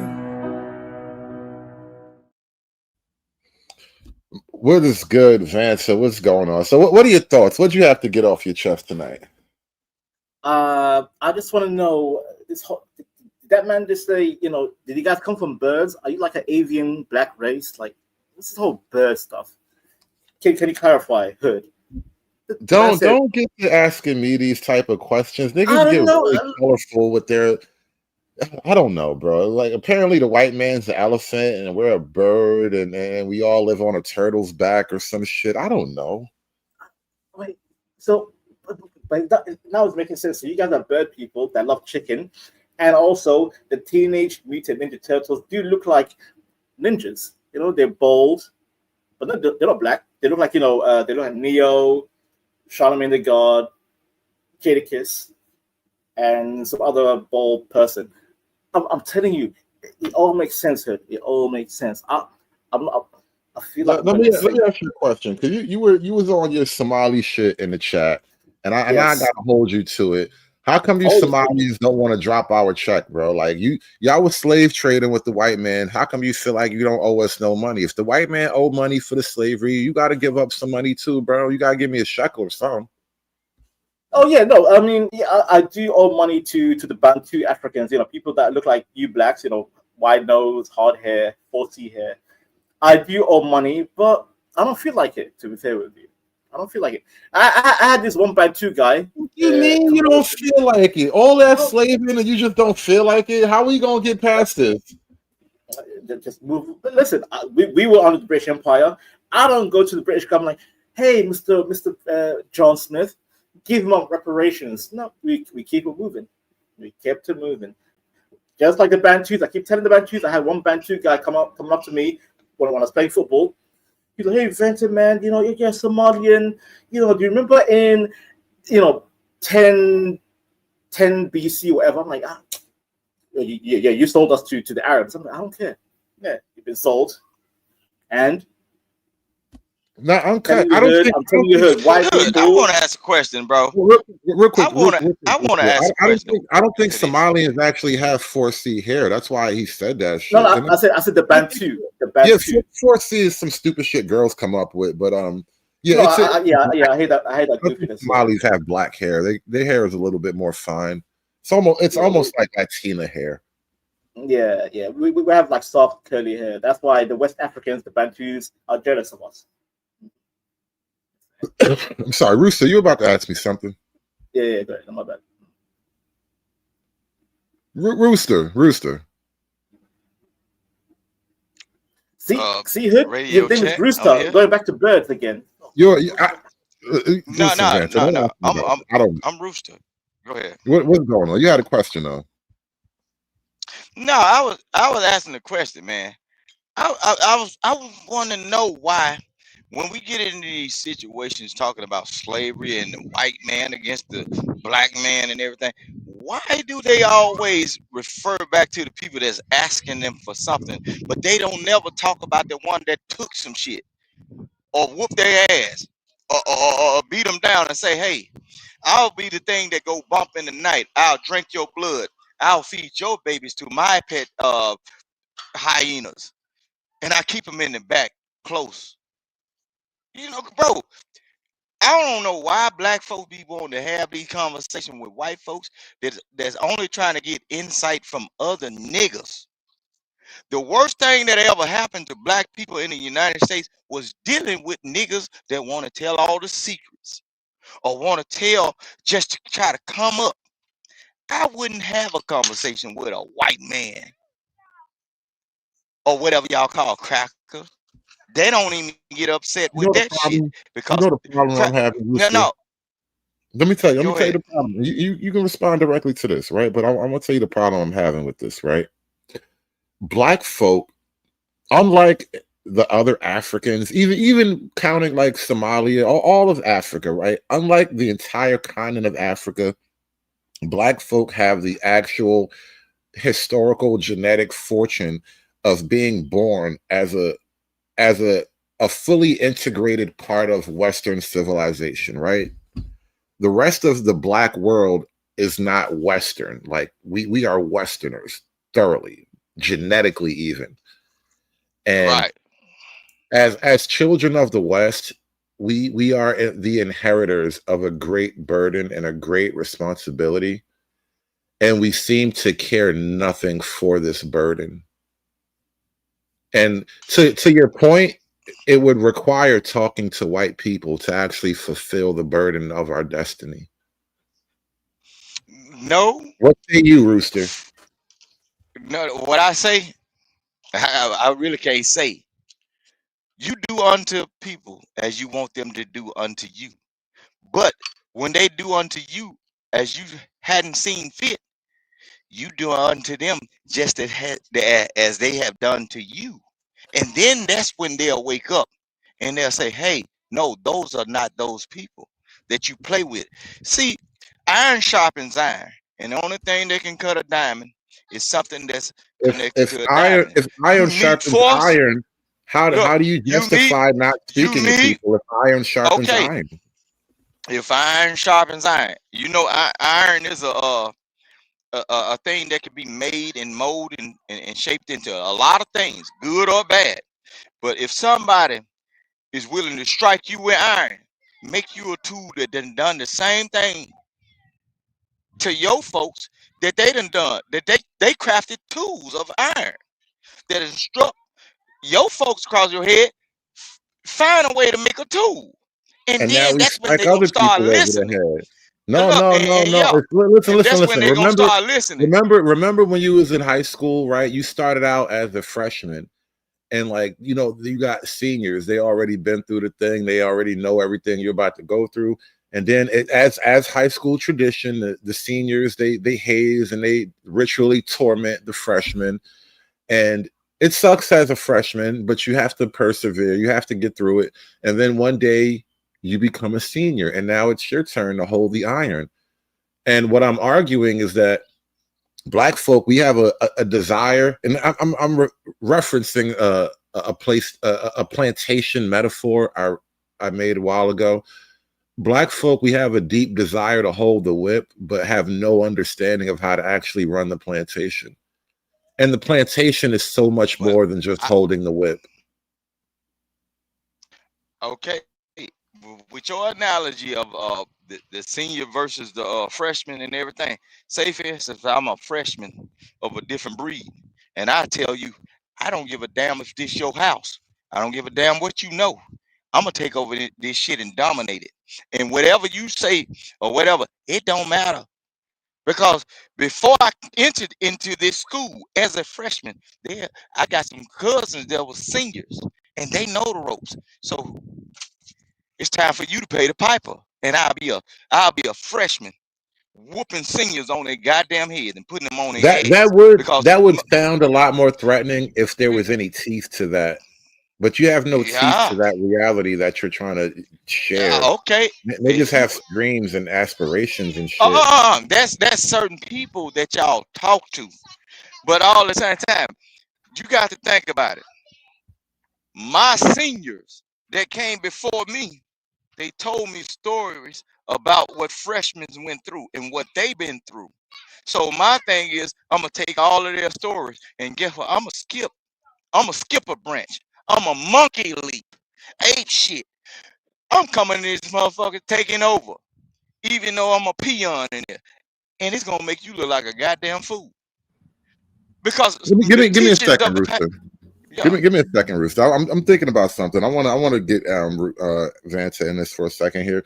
Vanta, as I'm having this conversation, and we were joking about slavery earlier, and you and I maybe understand a certain reality that may not be widespread, but as I think about the grand span of human interaction, I completely understand why there is a slave class of people. And it's almost a thing where you need not even capture them per se. Right. They're internally driven by what we would call slave morality. Yeah, that's Nietzsche. That's Nietzsche's philosophy. Master slave morality. Correct, Hood. Correct. Do Black Americans know about Nietzsche? Are they familiar? Well, not internalized. It's white man's theory, but it's not an internalized reality. And so the reason why I wanted to turn this to you at this point, Vanta, is because I can understand why the argument, the attitude that you would hold as a Bantu, and we're joking about this, but let's pull this up to the surface now. This idea that you're a descendant of slave traders, and likely the family wealth is tied to that type of shit. Yeah, of course, and so why should you feel guilt for what your people had to do to win? I don't feel guilty because at that time that was the game. It's like before the Industrial Revolution, before steam engine and stuff. Human labor was sought after. Like if you have the capital to own a human for labor, the game was the game, Hood. The game was the game. Rooster, what do you say to this idea that the game was the game, and if you just took an L back then, you just took an L and you have nothing to cry about today? I think the game was the game, but do you have certain people from a certain bloodline that say, hey, that ain't gonna be the game no more? You have to go into a situation with a kamikaze mindset. If you think you're gonna do whatever you're gonna do to me, if I can't have what I want, I burn this motherfucker down and destroy everything. And you gonna hey, that's what it takes, bro, to get people to understand. See, them Haitians and certain people from certain real black true ethnicities, and not these washed down regentrified niggas. It's somebody that said, man, I don't give a damn what my grandma and them used to put up with. I'ma come in your motherfucking house, I'ma drink coffee, I'ma drink out of your water faucet, and then I'ma put my dirty boots on your coffee table. And if I can't do that, and we can't see fit, I can't do that, I burn the bitch down. And what coffee table you gonna have then? You gonna be out there in the streets with me. But what will you have then? And that the assumption is that the other people will be brought down to your level. I think the reality is, and if you hold on, if you look at like the projection of black wealth versus white wealth from like 1920s up until now, when black folks started getting all revolutionary and the civil rights era type of shit, white wealth kept going up while black wealth kind of flatlined. And what I'm trying to explain to you is that your assumption is that your agitation will bring them down to your level. And what history has shown us is that your agitation has only driven your level even further below.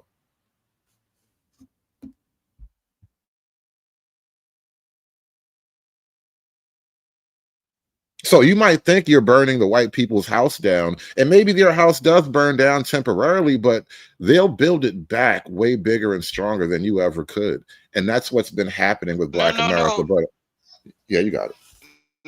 No. It ain't about, this ain't even about color. or no white folks or black people. It's the thing. Okay, if you have a certain thing going on, and we are embarking on a journey together, but you think that you're supposed to see fit that you got this going on, and we can't come to no agreements. Hey, when I decide that I might need to have the same thing, and my people need to have the same thing as you, the moment you decide to deny me, I have to make a choice. Hey, are you really arguing doing that black and white are on this journey together? I don't think you can argue that from Black any like. and white people cannot separate. White people cannot. No, that's true. Hear me out, Rooster. Yes, black and white cannot just separate in this country, but I do not see Black America. I don't think Black America sees itself as being a part of a shared journey with white America. I think it's true, but I don't think Black America largely sees it that way. Look, Black Americans, majority of real Black Americans really don't give a damn about what white folks fighting for. I'm just telling you, like all these conversations that y'all have on the internet, that's on the internet. Your signal was going crazy right now, bro. What white folks. Your audio going crazy right now. Yeah, I'll put that was me. It's him. Okay, yeah. Oh, let me drop down and come back up. Let me drop down and come back up. Yeah, reset or something. But yeah, I'm gonna kick it over to Vance real quick, but you can come right back up.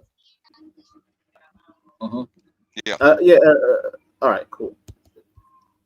Good. Like, see, my issue with it, like, I can't speak on the antebellum cattle slavery of in America. However, my only contention is that you have, I can't stand when Black Americans say, "Oh yeah, the white man has always been, the superior, the master." Like, whites are not like a monolith. Just like blacks are not monoliths as well. But if they do a little bit of research, the Polish, the Eastern Europeans, Polish, Hungarian, Bulgarian, etc., they have been subjugated and enslaved by the Turkish Ottoman Empire. Not that long ago, by the way, not very far back in history, and yet they moved on. They rebuilt their cities.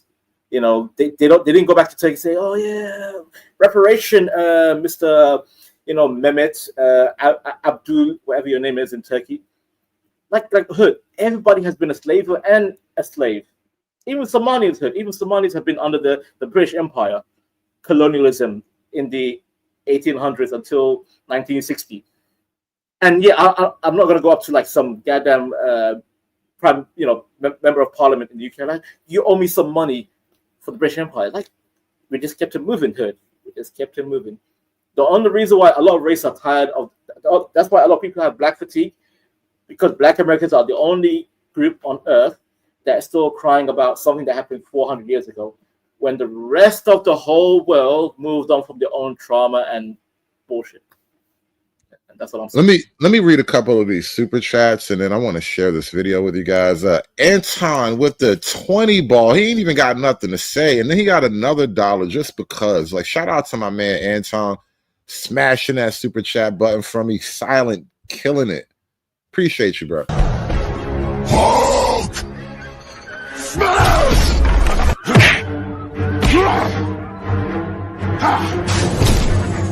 Smash you!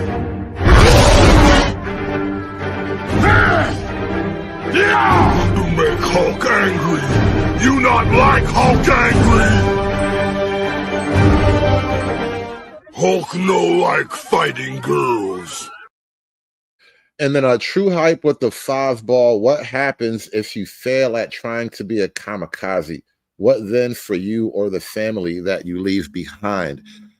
Big facts. Like, part of growing up for me is accepting the fact that I have children and my kids love me, and it would probably hurt them immensely if I just went away forever. So I can't be doing stupid shit. I gotta live a better life. Sucks, but I gotta be a grown up. If you think I'm here to play around with y'all, goddamn now. All right. Could you imagine if I was that guy and my kids had to look at that shit? I would hate that for me. I would hate that for them. I would run from that hair, Hood. I'll just the hair alone. I'll just run. I mean, for real, the shitlock look is killing me.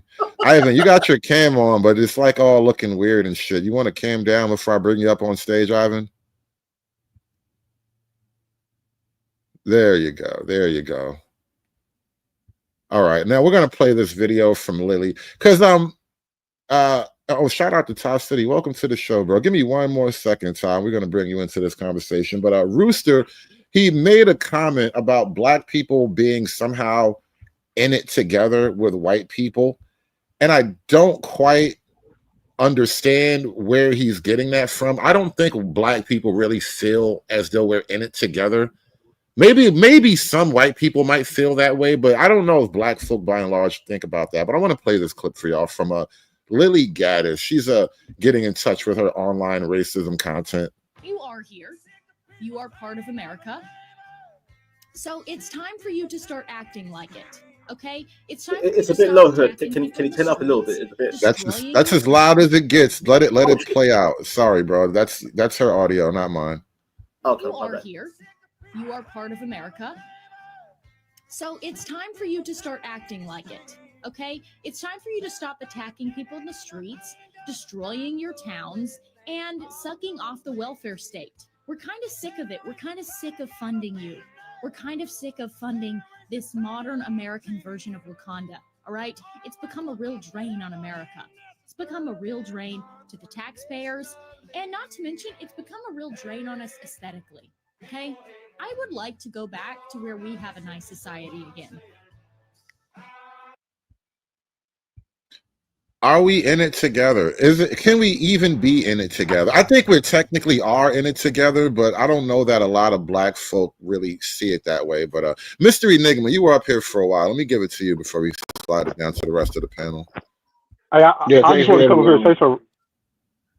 So what I found weird is that when black fatigue comes into play, nobody calls out how it's a misnomer, right? Because to say the examples they give is to say that is the general behavior of black people, right? And when I see black people argue against it, they kind of just accept it. They don't say, "No, that's not how we act" and everything. They just like they just try to defend the fatigue of it, and not the labeling that this is normal black behavior.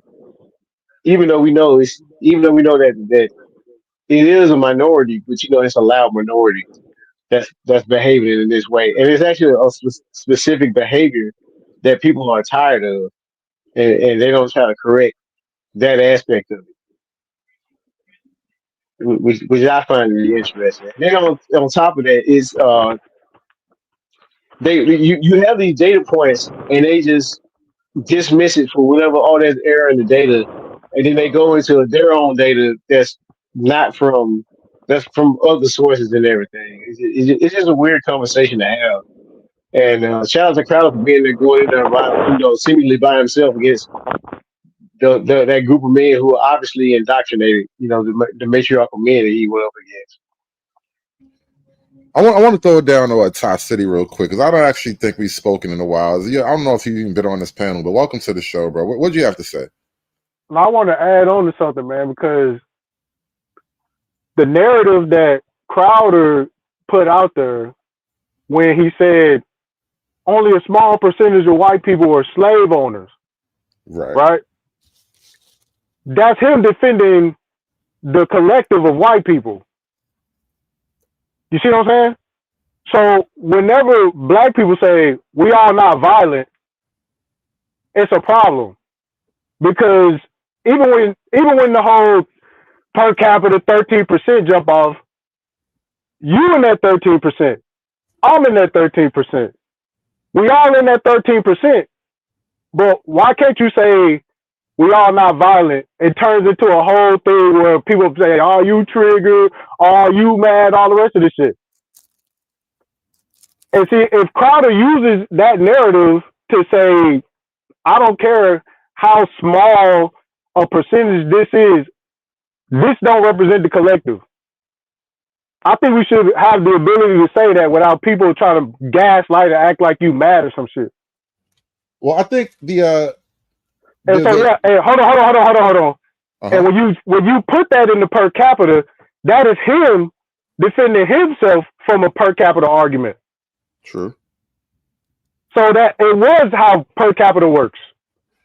I mean, you might be right, so I'm gonna have to back off because we had that out in the chat earlier, so I might have to back off on that little point. But let me kind of make a bigger argument about it.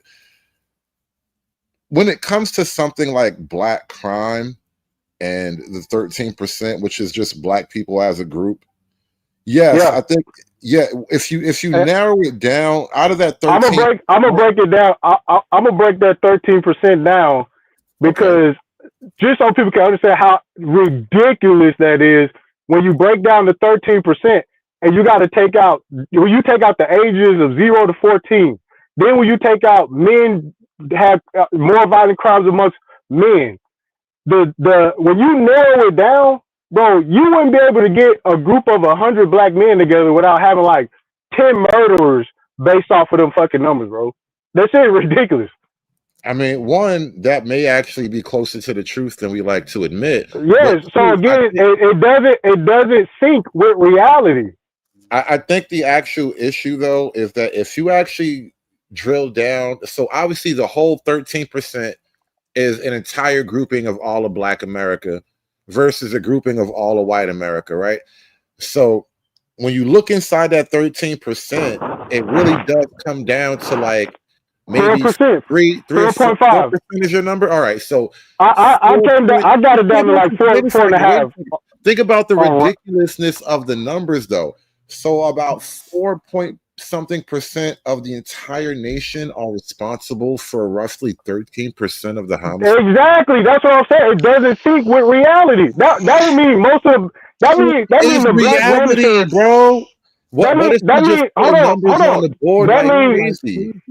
means the black minister had hundreds of violent murderers and shit, bro. That's not true. No. An urban area like a Chicago or New York or Memphis, it produced people with multiple homicides.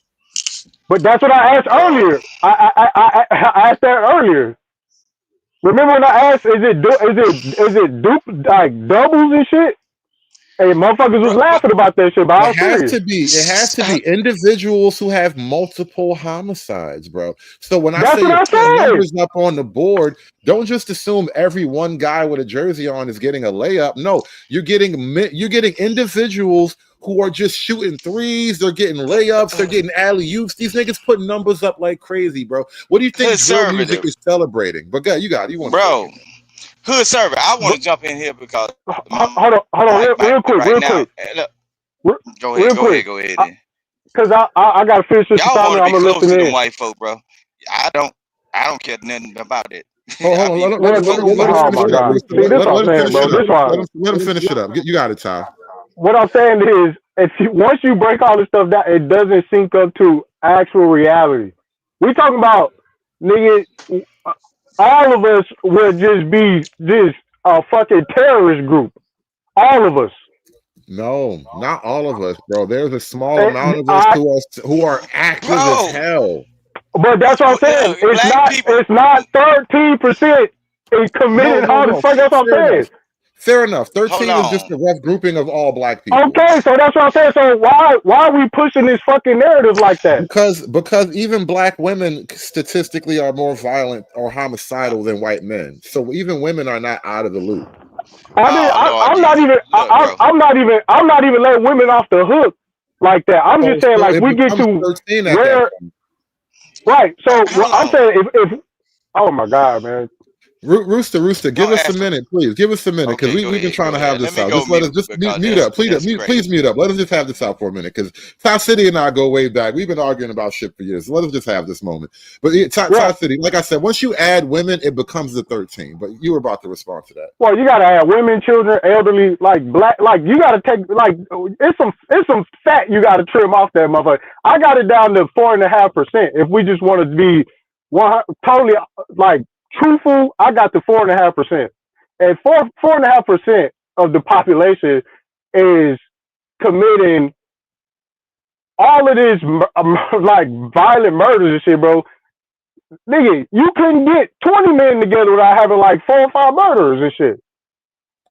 One, I think you're probably closer to the truth than you like to admit. I said that earlier. We just don't like to admit that the numbers Bro, are that is high not true, we bro. like. It doesn't sync with reality. I have not lived a suburban, clean, middle class life, and I know for a fact I can point to people who got homies on them, bro. But I'm special. I've been in and out of dark places, right? All I'm saying is the numbers get all the black crazy, people bro. you know, People are hold doing on. a lot of shit, bro.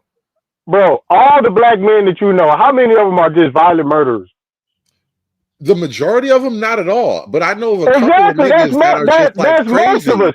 You got to go down to fucking some hood in just Chicago where the gang's highly active to fucking try to make this shit make sense. Where do you think the numbers are generated, though? They don't generate those numbers in the counties. They generate The numbers are generated from 13.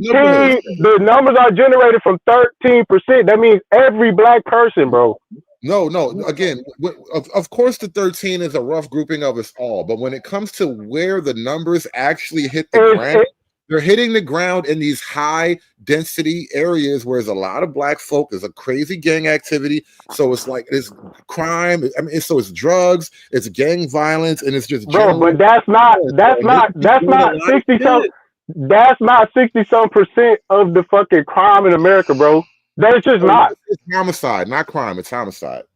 Right. Good servitor. I wish I could talk to you one. I got to step away for a second anyway. Give me a second. I'll be right back. You got it for a second, Rooster. But what I was saying though, bro, all of these numbers that y'all getting from these white folks and all that stuff, talking about some certain areas and everything. The only numbers that they are giving you are the things that make them afraid.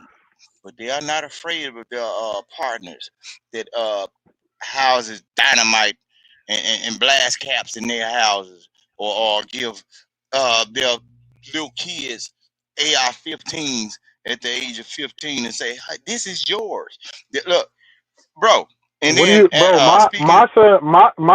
My son got a 22 long rifle. It's short barrel, but he shoots it. He's 9 years old. That's legal. That's legal. Look, I raised my son the same way. I got videos, and my son can shoot. He's 17 now. He good. He all right. I'm saying, bro. But so when they talk about violence, white people always give you Negroes the violence of your own people, but they ain't talking about the people that are in their household or leaving windows unlocked when they visit to creep upstairs to essay their partner's daughters. They ain't talking. Man, who is this, man? Let me finish what I was saying, bro. Let me finish what I was saying, bro. It don't matter who I am.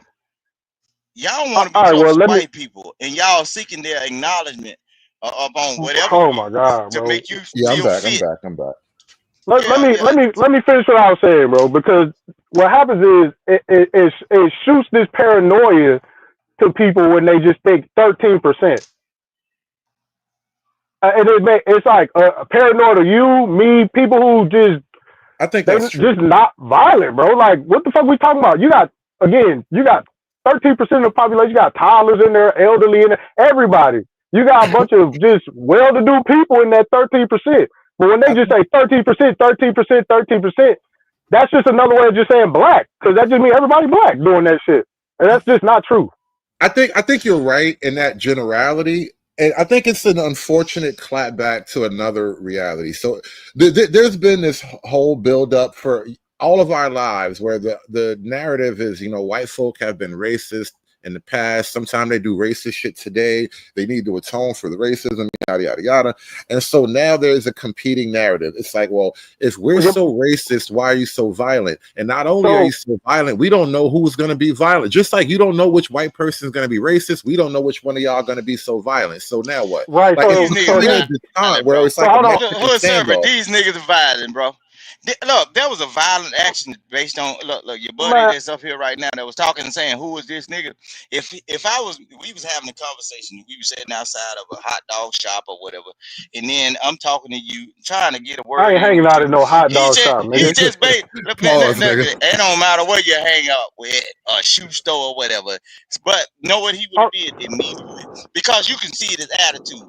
You's a violent nigga, bro. and all at the same time. I will take the white man's road. If I'm talking to hood conservative and you say, who is this nigga? And I've been having a conversation with him, I might be one of the YNs that knock your ass out. But Rooster, you can't now make that observation based on your own history and then say I'm wrong about the violent thing. All right, Todd City, you got it. So here's the other.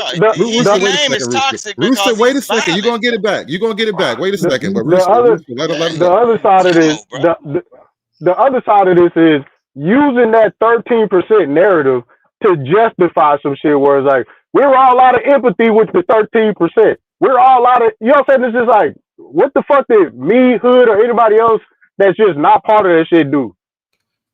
And so now what?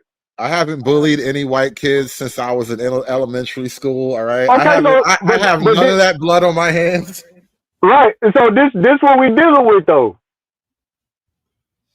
And to be fair, when I was in elementary school, white boys was fighting too. Like it wasn't never just like some crazy racial shit. You know, you had wins and losses. I don't remember growing up with the weird. Man, boys fight, Mexican boys, white boys, black boys fight. Right, and so, and I think it's maybe as adults, it might be wrong to encourage these little racial tensions when they do pop up. You should just tamp it down and keep it at the level of boys fight.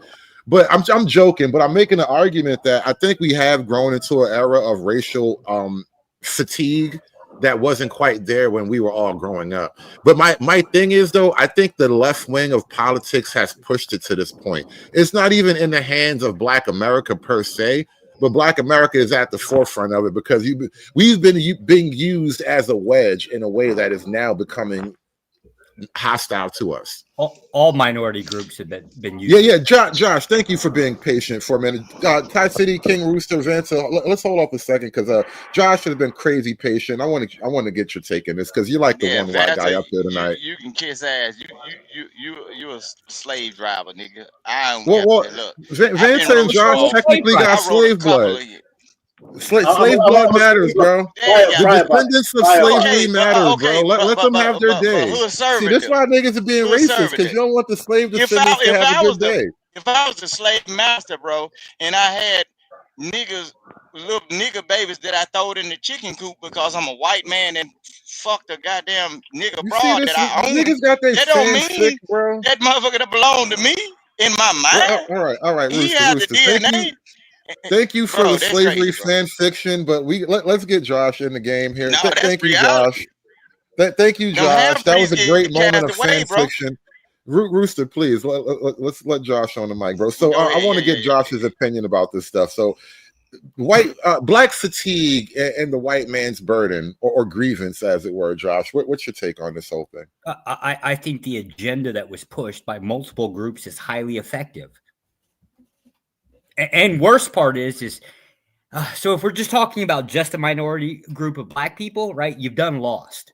Because here's how it is, right? If it's the case that the narrative is to basically deem the reputation of all black men to being violent criminals that we just need to get rid of, right? If that's the case, accomplished.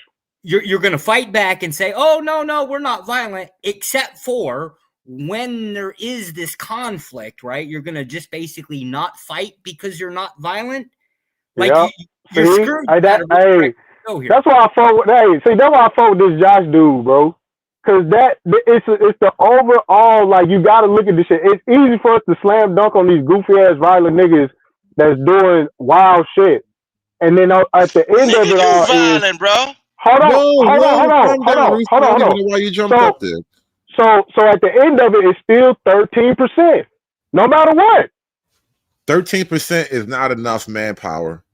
No, listen to me. What I'm saying is that while we slam dunking on the violent niggas, true enough, they deserve all the critique and whatever the fuck they deserve. The other side of this is sitting there like, nah, 13%. They not gonna fucking split motherfuckers up on some violent ones, non-violent ones. We all gotta wear the jacket.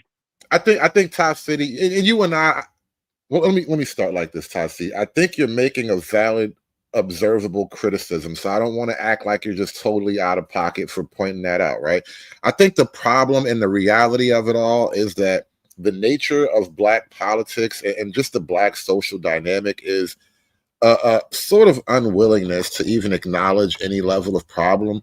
And so the more Black people dig our heels in and say that there's nothing wrong, the more we're not saying nothing wrong. We're not saying nothing wrong. Looks like. So let me tell you why. Legally, when we talk about this no bail thing, we're arguing on behalf of criminals, even in the face of shit like that. No, we're not. See, this is what I'm saying. It's not you, it's not me, but this is Black politics. Like, I'm left wing at all, and I don't know that you are either, but that's the nature of Black politics. And now it becomes an albatross that hangs around all of our necks. See, because again, whenever you separate it to Black politics, bro, like we in this American thing, bro. Like Blacks it don't ain't matter. got no business in politics, nigga. Oh my Blacks God, ain't who got is no- this nigga, man? When they wrote the Can I Constitution, ask- Bro, I'm sorry, Rooster, but he was actually making a point, and I want him to finish his point, so I have to drop you for a little because you're killing the fuck out of this conversation, Rooster. Tap City, please restart Right, what you were right. So even when you frame this as Black politics, right? You leaving it up to, you might as well again default to the left. You see what I'm saying? And this is one of the reasons why default. No, but this is what I'm saying. This one of my biggest gripes about Black conservatives is that you standing next to people who saying 13%. That includes your ass. He ain't wrong. So, but it does though, because Hood just said he knows guys that got bodies, right? So yeah, but he doesn't have bodies. I don't have bodies. Most Black men don't have bodies. You gotta let me finish. He knows guys that has bodies, yet he hasn't turned those guys in. So by his size, he kind of condones their activity. No, bro. Like, what are you talking about, dog? Like, I'm not doing fair time for nobody with a body. What the fuck? Most niggas not doing that shit. What are you talking about? No, I think we're being a little too specific and literal, but the idea is that Black folk don't police their communities in terms of the actual crime in Black America. So, like, when you think about how police work gets done, the overwhelming vast majority of crimes get solved because somebody talks. Black folk don't talk like that. Nah, Black people talk like that, bro. Nah, Black people snitching, bro. Ratting like a motherfucker. We had a whole campaign that stopped snitching, which was taken way out of context. Can't ban bro. No, bro. First of all, that most niggas is snitching, man. They telling, dog. Like, that shit is for fucking entertainment, nigga. Nobody fucking went to nobody talking. Like that. That's not what's going on. So you're snitching on your weed man, your local weed man. Most people snitching on their weed man. Police put them on where you get this shit from. I mean, listen. If you and I can do this right now because I live in a particular neighborhood. I'm not gonna say what and where, but you know where the drug corner is. Everybody knows where the drug corner is. Everybody knows who the dope boys are. If you ride around certain neighborhoods, if you know the vibes, if you came up in the vibe, you can tell where they hustling at. But nobody's gonna call the police. Nobody's gonna make the block hot. Nobody's gonna go down to City Hall. Like that shit is not really happening like that. Boston turkeys, they'll love you, bro. It absolutely would not matter if you did start. Like today, everybody decided they're going to start policing their neighborhoods. It's already too late for that. That should have been done 20 years ago. Now, that's a different question, Josh. I don't know if we've tested that principle out, but what are you actually saying, Josh? It's too late to turn back authoritarianism. It's already taken hold. It doesn't matter whether they're going to come after. Well, I agree too. I agree with him on this. Like when it comes to like authoritarianism, people still talking about race. They passed that already at the top. They already passed this shit. Like most people, they don't even understand what's actually going on. Like this shit already built in place. I mean, it would be like the concept. Okay, let's just hypothetically say that the crime rates in like the 5 metro cities, right? They just turn down to 0 tomorrow. Do you think that's going to be the end of targeting major cities? Because it's never about that thing. None of us actually give a damn about the drug dealer on the corner. Like, really? Hey, even if you look at the stats, right? It wouldn't matter, right? We're talking about like this small person. There's more transgenders out there on the media than there are actually Black people going around killing people. Well, if we start talking about people who not snitching and shit like that, look what happened with the Epstein files. Like, ain't nobody telling. You know, Josh, you and I were supposed to have a completely different conversation today, and I had to kind of call an audible. We have to shelve that because there's just something about you and the things you bring up. Just something about it. It's like when pizza burns the top of your mouth, it just annoys the hell out of me. And we gotta hash this out, Josh. There's some shit I really want to talk to you about. So I think Josh, you know what? I think he does bring up some interesting topics that is worth engaging with. It's worth engaging. If I'm wrong, I'm wrong. No, I'm good. We're gonna have to actually talk about this. It's just the wrong setup for today. But because there's a position that I think Josh is coming from that I want to really explore. There's something I want to know. I want to know more about it because I don't want to just assume. I have assumptions and I don't want to just be wrong. Because it'll lead in. Hey, I'll tell you right now, Josh. From what I heard about like Josh being a white nationalist, white Christian nationalist or whatever. Yeah, he's not a white nationalist though. Like yes, he is. Yes, he is. Well, he's a white man who's a Christian nationalist, which is a no. It's all the same. It's all the same. Okay, wait. Okay, even if it is, as I understand it, as he explains it, there's levels to the shit. But right. even if that's the case, what's wrong with it? What's wrong with him being a white Christian nationalist or whatever? Wait, I didn't say it was nothing. Hold on. First of all, I didn't say there was nothing wrong with him being a white nationalist. You were saying like it was like hold on. Let's not speak around him when he's right in the room. Josh, I was about to give you the floor. You have it back. So let me hammer this point down here, right? And then it'll build up into your show later on. And I promise I'll attend, right?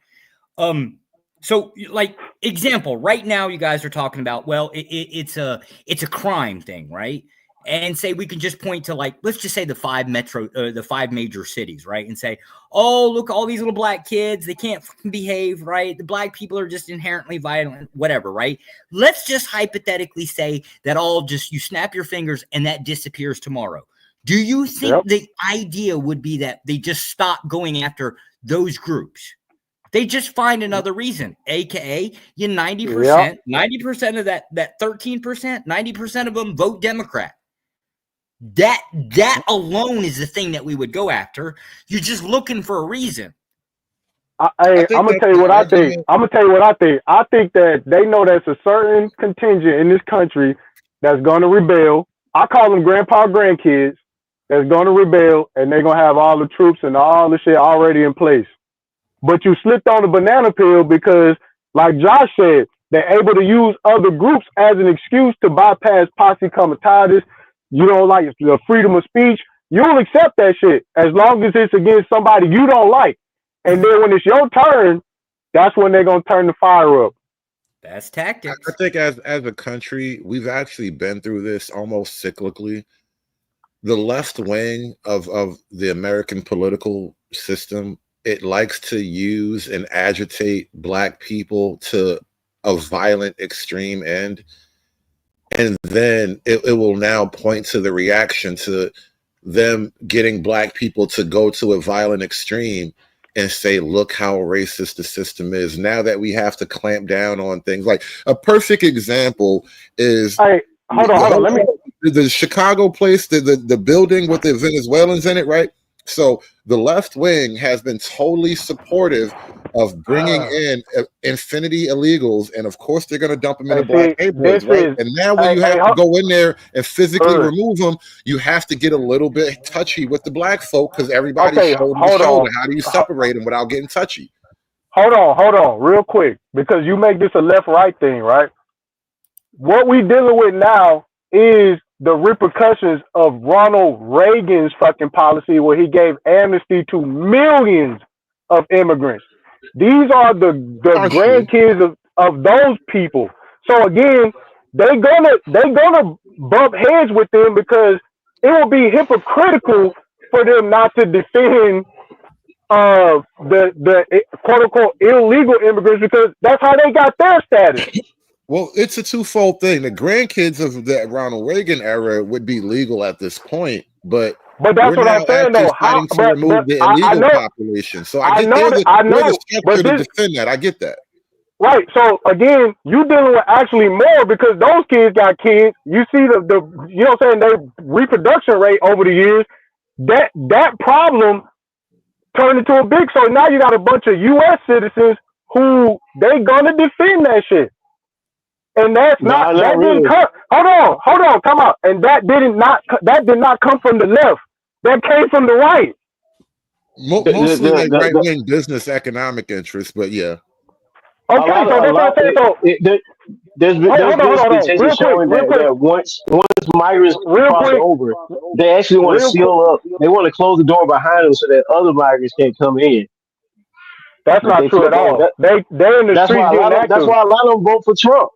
To close the border because they're in the streets getting active for illegal immigrants. U.S. citizens are. U.S. citizens are, yes, but I'm talking about they're not trying to close the door. Making over here. Yeah, but they're not trying to close the door for other illegal immigrants. They're actually fighting for illegal immigrants. U.S. citizens are. And when you say the left-right thing, that's really the left right there. Like the right wing is kind of behind the scenes supporting it because they want to. No, the right wing. Ronald Reagan gave amnesty to like three. The left wing is the foot soldiers for it, though. The right, Ronald Reagan gave amnesty to like 2 or 3 million illegal immigrants, bro. Gave them status. They had children and grandchildren. They're not going to fight against illegal immigrants. Give them status because you niggas are not going to do the hard labor, bro. Y'all look, hood. You believe that, Rooster? Though, do you really believe that? Bro. Look, they gave them that because niggas ain't finna do the hard labor. Niggas ain't finna pick up no goddamn. Niggas don't want to work in chicken plants, bro. You think niggas don't want to work in car plants, bro? It's not just farm work. No. I'm talking about. So if Ash, hold on, talking about if Ash is saying he gave. Shit, bro, I do it, bro. The average nigga cannot stand being in a house with no AC, bro. But this ain't even got nothing to do with niggas, man. What are you talking about, bro? Like. Why is this like Uncle Ruckus all of a sudden, bro? Cause you niggas don't want to do the jobs that them. There's reason why them people fighting for those folks to stay over here because some of those folks have money, have ties to farmland, and that drives their engine. Some of the folks that's in school, they got parents and folks that's down south and other places, even up in Iowa, where they got cattle farms and everything. You niggas ain't sticking your arms up a cow ass. Hold on. I will say this.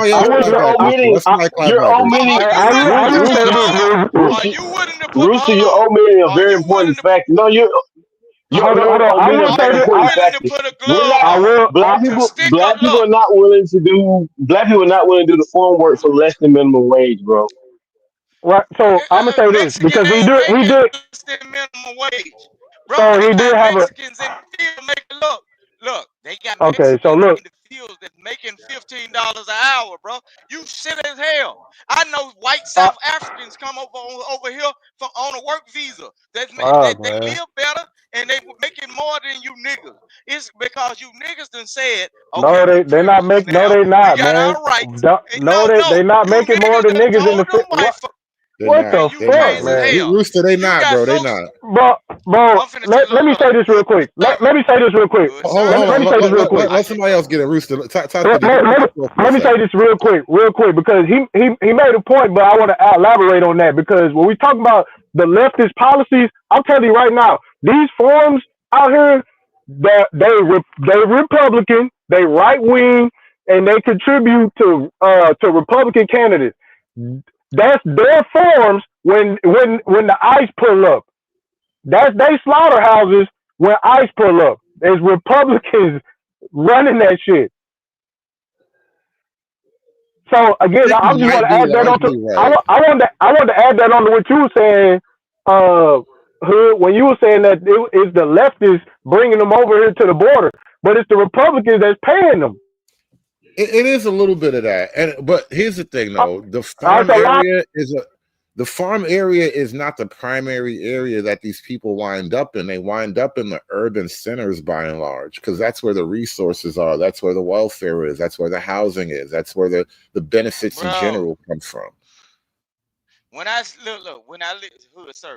lived in Wisconsin, bro, I worked at a place called BRP, bro. It was a Canadian company that made high-powered boat motors and side-by-sides. Can-Am. And some of this shit come out of Laredo, bro. It was Mexicans in that motherfuckers was lead running the shit, bro. I work with these folk. So y'all look, bro, I'm telling you, bro. You niggas sitting up there telling these white folk what you ain't gonna do, but the Mexicans, you know what they say? See, you know what I'm saying? Yeah, I can do it. And then they getting into it. You know what they say? Know what them white folks say? Oh, you doing a real good goddamn job. They taking a picture of them, putting their ass on blacks, and also calling them Man, listen, bro. We talking about roofing. We talking about concrete. We talking about farming. We talking about agriculture. We talking about cleaning. Right, but none of those are rural jobs, bro. You're going to be in urban areas or suburban areas. But what I'm saying is, the owners of these companies are conservative and liberals. Yeah. That's all I'm saying is just like whenever you make this a left-right thing, instead of, because me, I just look at it like, nah, you here illegally, you know what I'm saying? You got to deal with ICE. That's on you. That's your ass. That's the law. It is what it is. The problem is though, it really is a left-right thing. When right now, like there's people getting shot at it's ICE not, centers. bro. I'm telling you, Donald Trump himself said he's gonna make special concessions for the farming industry, the hotel industry, so they can get these visas and shit. Donald Trump even down with the cheap labor. I mean, that's just making concessions, but by and large, when it comes to like right, flooding for illegal not even removing it, when it comes to removing them at all, like that's what they're fighting about right now. The left doesn't even want to remove the people that you could remove. It's concessions for illegal immigrants made by Donald Trump.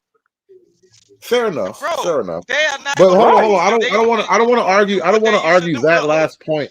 There's something else I did want to bring up. But hold on. And before I go, and the concessions it's going to be for the quote unquote hard working. They're going to get they want the cheap labor, dog. The cheapest labor wins. Ain't no way around it.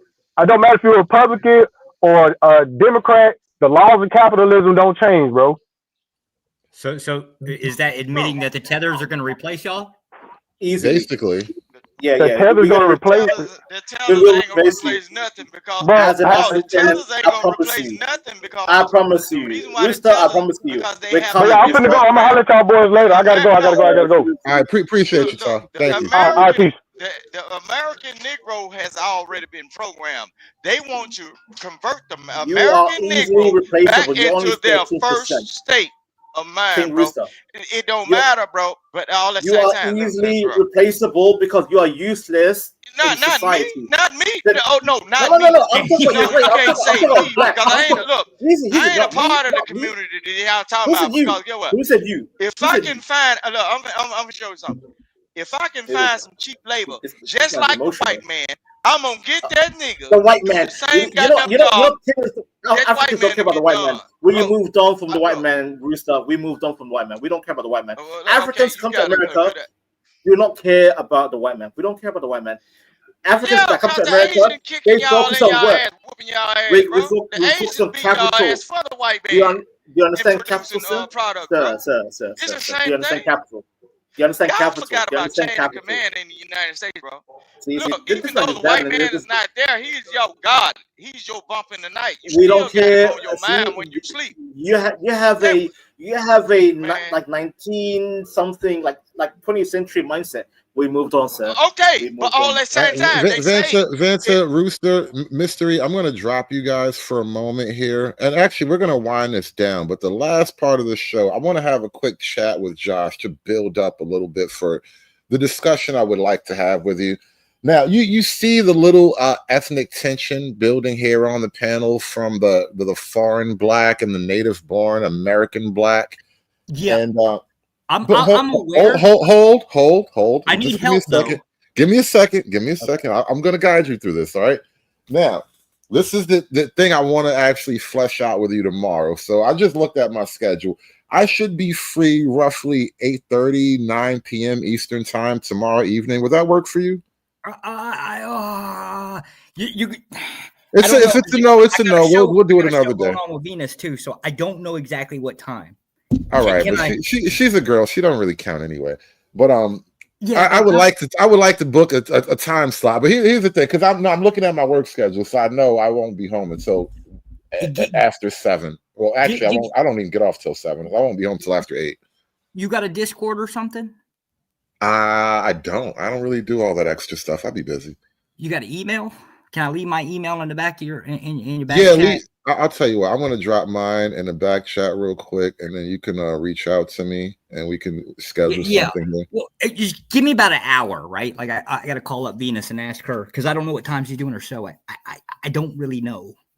I know we got a show tomorrow. I just don't know what time, so I can do both. No, that's fine. No, that's fine. That's fine. And I get it. We all got it. Not a problem. But the thing I really wanted to kind of talk to you briefly about, because yesterday we ended off the show, and I was a little bit shocked that we were calling your triage a seeming unawareness of certain threats on the horizon. And so this is kind of what I wanted to close out with to you. Mm-hmm. We were talking earlier. Somebody made a sort of analogy of Black people and white people being like an elephant and Black people being sort of like the bird on the elephant's back. Just call him donkey, right? Because that's the party we're fighting against. Well, either way, yeah, because the donkey is the Democrat, mm-hmm. right? Yeah. But the thing is, though, I think the argument is that even with the race issue on the table, not the race issue, the 1350 issue, the homicide and the crime and the general civil disruptions and all that, I would argue that in the grand scheme of things, Black America in particular is not a threat that white America should or probably does quite register as, existential issues. What say you? Yeah, not in the way that you guys are talking, right? Like, right. We're talking about like if we all just got to get in the street and fight it out, right? No, it wouldn't play out that way. This is all about power grab, right? We're not talking the next 2-3 years, right? We're trying to hit like 20 years down the road. This is a power grab. Now we're either going to get it the way we're trying for it, or there's going to be some minority groups got to get the hell out of the way. Now, how that takes place, that gets a little hairy, right?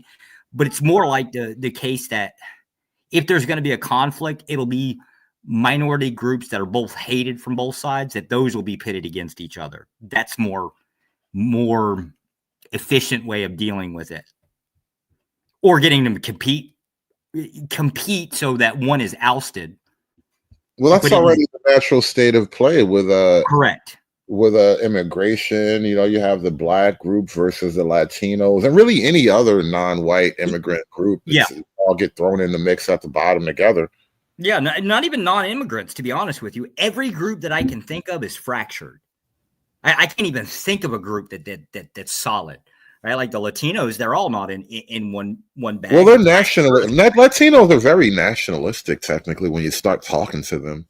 Sure, but that's again, it's got to be important to cousins. I mean, nationalistic in terms of their own individual Latino nation. Sure, right, yeah, no disagreement, right? But this is straight up a power grab, and apparently we're doing quite well. I do mean Christian nationalists. Yeah, it's really how well are you doing? Because I haven't really gathered any info or numbers on that. But you say you guys are really strong at this point. Yeah. So like if you look at Supreme Court, we got 2 slots. If you look at executive branch, and it's still growing, the vast majority, I'm going to say again, roughly a little bit less than 2/3 of the that I know for sure of the directors, deputy directors going down there. There's actually secretaries, treasuries, all that bullshit are predominantly Christian nationalists. I was shocked to find out that legislation is slowly growing. I didn't even know the House Speaker, he's Christian nationalist. I didn't even know that till recently. Because we don't have it's not like we carry a little membership card around, right? You just only know it when you start looking at policies. So like the House Speaker, very anti-separation of church and state. What does that sound like to you? Huh. I mean, not quite Christian nationalist, but yeah, getting there. Well, yeah, it's a power grab, right? The idea of race, I'll concede, right? It's nobody here really gives a shit about race. We never did. Well, this is why I keep kind of busting your balls about stop scaring the blacks like there's a race war coming.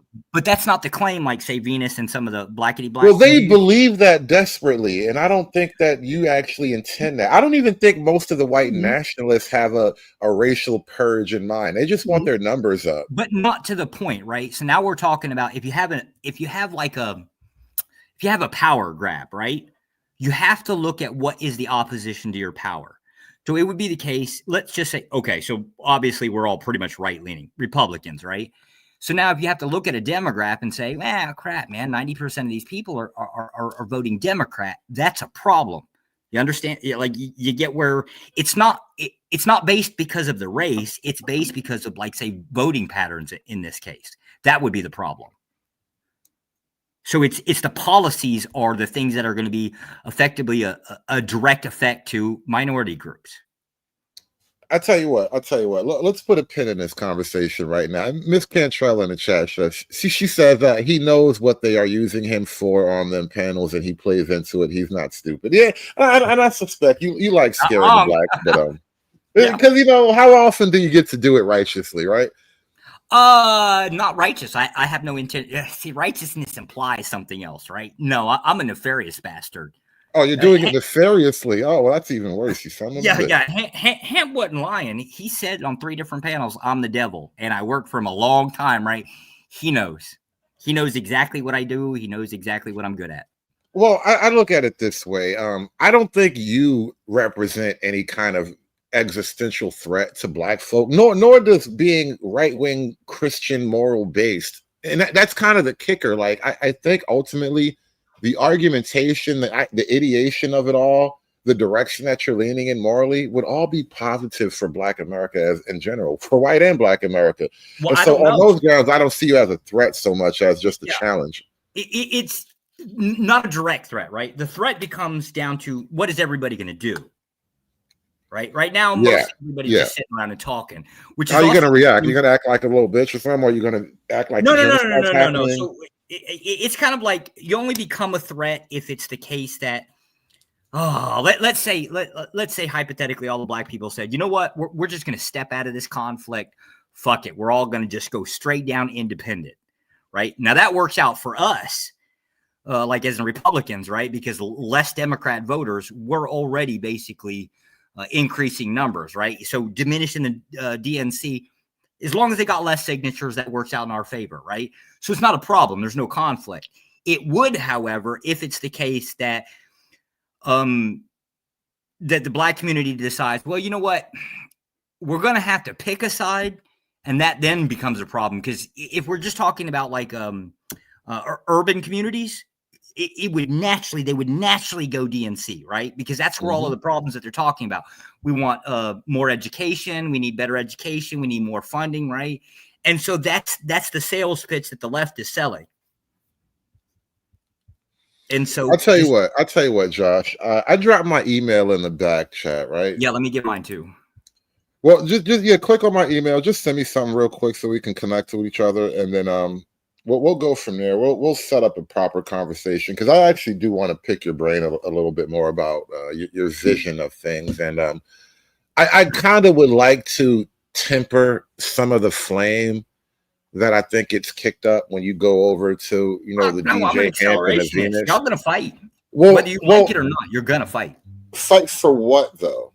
I don't know, but right, because see, I think black folk on that side of the game think they have to defend their quote unquote blackness. Oh no, you and I think that's an empty bag, right? I think you actually have to have intrinsic timeless principles that you're defending. If you start to do that, then you find yourself on the right way.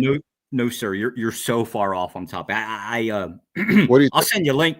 I'll send you a link to Venus's channel. If it's the topic that I'm thinking it is, it's going to be so much worse. Well, I'll tell you what. Let's keep it in there. Let's keep it off air for now, and we'll save this up because this is a show and people need to be on suspense and shit. Let's make it like a cliffhanger or something, right?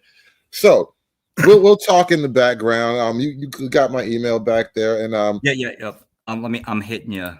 Yeah, now. and so we'll actually set an organized conversation up, because this is all kind of like happenstance. She just clicked the link, because I happen to be on. But we'll organize an actual show, and I'll think of a more structured conversation for us to have. But like I said, I think there is a bit of fear that is and it's self-generated. I don't think you yourself are just the cause of it. They already think crazy shit. Oh no, but guys I think you do kind of feed into it. I think you kind of feed into it a little bit. Oh, I am definitely feeding into it, and it ain't going to be based on Blackish. You think? Well, that's my whole thing, though. It's not based on black, and I'm like, why are they getting all black about it? Well, that's because. See, now that's a little. It's dismissed. Let's just stop there. Because we're doing great, and we're gonna make these. Okay, people you're right. wait. You're right. Yeah. We're gonna make these people wait. God damn it! All right, you haven't. No, I got no problems with that. Right? No. I'm talking to the audience right now. You haven't earned the second half of this conversation yet. You literally have to wait. Yeah, hours on the clock have to go by, and then we're gonna get this next conversation up. Josh, any thoughts in closing before we wrap this up? Yeah. Y'all guys paying attention to the wrong damn thing. Mm-hmm. Like in the idea of a threat, right? I guarantee you the threat's sitting right next to you, and it ain't going to be the person you think it is. And that will actually come up. The two. Dun, dun, dun. Yeah, this is going to be nasty as hell right here, because it's. And y'all created it. And I don't say y'all, like both. It's the same in the white people. They did the same damn thing, but they just take control. Take control of your city. Yeah, they just fucking handed us a gem of a weapon. I didn't even realize this. Josh, listen, it's actually been an interesting twist in the last couple of days, and so it's been a pleasure talking to you. I hope we can put something together in the next day or two and have a full-on conversation. I will leave the majority of the audience out of it, and then we'll just talk one-on-one for at least a solid hour or so and get to the heart of some of these these black issues, these black fears, actually. Let your, you know what, fuck that. If they want to, y'all super chat. If y'all want a question, like you want to hit it, super chat your boy there. He'll hit. Well, no, we got to get out of here, because I actually got to get up for work in the morning. Yeah, I meant on the show. Day, so. Right. But yeah, during the day, yeah, we're taking questions the whole deal, Josh. So if they got questions, they already know the deal. You super chat a question, I tend to respond to my super chats, which I'm about to do as I bid you adieu for the evening, Josh. So I'm going to drop you down. Yeah. I'm going to read these last super chats. So we're going to connect. We're going to email, set something up in the next 48 hours, and we're going to talk about white men and black fears. I think that's a nice working title. White men versus black fear. I like nice oppositional versus titles. People like that shit. So, Josh, thank you so much for playing the heel so far. You've been great. Yeah. Well, I will tell you now. I definitely fear y'all. You're bigger than I am. That's a problem. Well, I'm like 6'1", 220. I'm bigger than most people. I'm 6'1" too, right? But I'm only $145, and I wasn't talking about that. Get the fuck out of here, Josh. All right, this is definitely going to be a fun conversation. Shout out to everybody that joined the panel today, man. We had we had Mr. Enigma, we had Rooster on the panel. I can't even remember everybody's name on the panel, but thank you so much for joining the show today. I've been drinking, as you can maybe tell. I'm getting a little drunk here as we close the show out. That's why it's time to go. I gotta get up in the morning now. But Josh is a funny guy. Josh, Jesus Christ. I think Josh is accustomed to black folk. There are a lot of white folk in this country. They're white like any other white guy, but they're used to black people too. I think Josh is just used to black people. And so we're gonna have Josh back up. We're gonna talk more about white men and black fear. And we might tweak the title just a bit, but we're gonna get to the heart of what I think is in the background of some of the conversations Josh is having over there with Venus and Hemp and the pro black crowd, and you know, the scared niggas. Shout out to all the shook ones, man. Son, they shook, 'cause ain't no such thing as halfway crooks. Scared to death and scared to look, they shook. But I said I had a couple of super chats that I wanted to read before we get up out of here. So let's do that. Oh, that was True Hype right there. What happens if you fail at trying to be a kamikaze? I think we read that earlier. Anton, my last white guilt money. Can Vanta get a wrench? You know what? Vanta and I actually worked that out a little bit before you donated, but thank you so much. And Vanta thanks you as well for the support there. Vanta is wrenched up, but thank you so much for the Vanta support. I know Vanta appreciates the love. Shout out to the foreign Somalian descendant of slave owners. I can't even hate on them. I wouldn't even be mad if one of my great ancestors was a slave owner. That means I come from a bloodline of getting this shmoney, nigga. Why would you be mad at that? Anton Shagor with the membership for 4 months. Thank you so much. And remember, you were the first member of the church. We built this church on Anton. Shout out to Pope Anton. Jesse with the $5 super chat. Does 92% voting historically for soft on crime policies make the 13% look complicit with the small group of criminals? Yes, it does. Yes, the fuck it does. That's what I was trying to explain to Ty City. Like, bro, it's really hard to separate the two. At this point, everybody knows it's mostly young black men between like 15 and 25 that are really doing the extra most shit. But yeah, we don't really know who the good ones are at a glance. So it's the whole 13. Fuck it. God damn it. We don't know. We can't tell. You all look alike. It's the whole 13. And then Vanta with another €2. Thank you, Hood. I feel vindicated. Tethered Power. You see Vanta, he wrenched up and everything. Shout out to Vanta. Tethered Power. Descendants of slave masters, lives matter. BLM wouldn't even understand this shit. But shout out to everybody supporting the show tonight. Thank y'all so much. Come on, share your dollar. Give me your dollar. Share your dollar with me. Come on. Ladies and gentlemen, we are done. I'm going to wrap this up. I'm going to go find me something to eat for tonight. I made some chili and rice the other day, and it's delicious, and I'm going to go finish that, and I'm going to get up and go to work tomorrow. You guys have a great day. Thank y'all so much for coming through. Whenever Crowder comes back with the second half of the Black Fatigue conversation, we will cover the second half of the Black Fatigue conversation. In the meantime, hopefully Josh doesn't disappoint. I think Josh has a lot of interesting things to offer to the black-white race conversation in 2025. So we're going to hear from Josh sooner or later. You guys have a great evening. I will catch you all later. Aspiring to be patriarchs like what white men have, that isn't freedom. That isn't going to help anybody. It's certainly not going to help black people. It's done. It's done. It's done. It's done.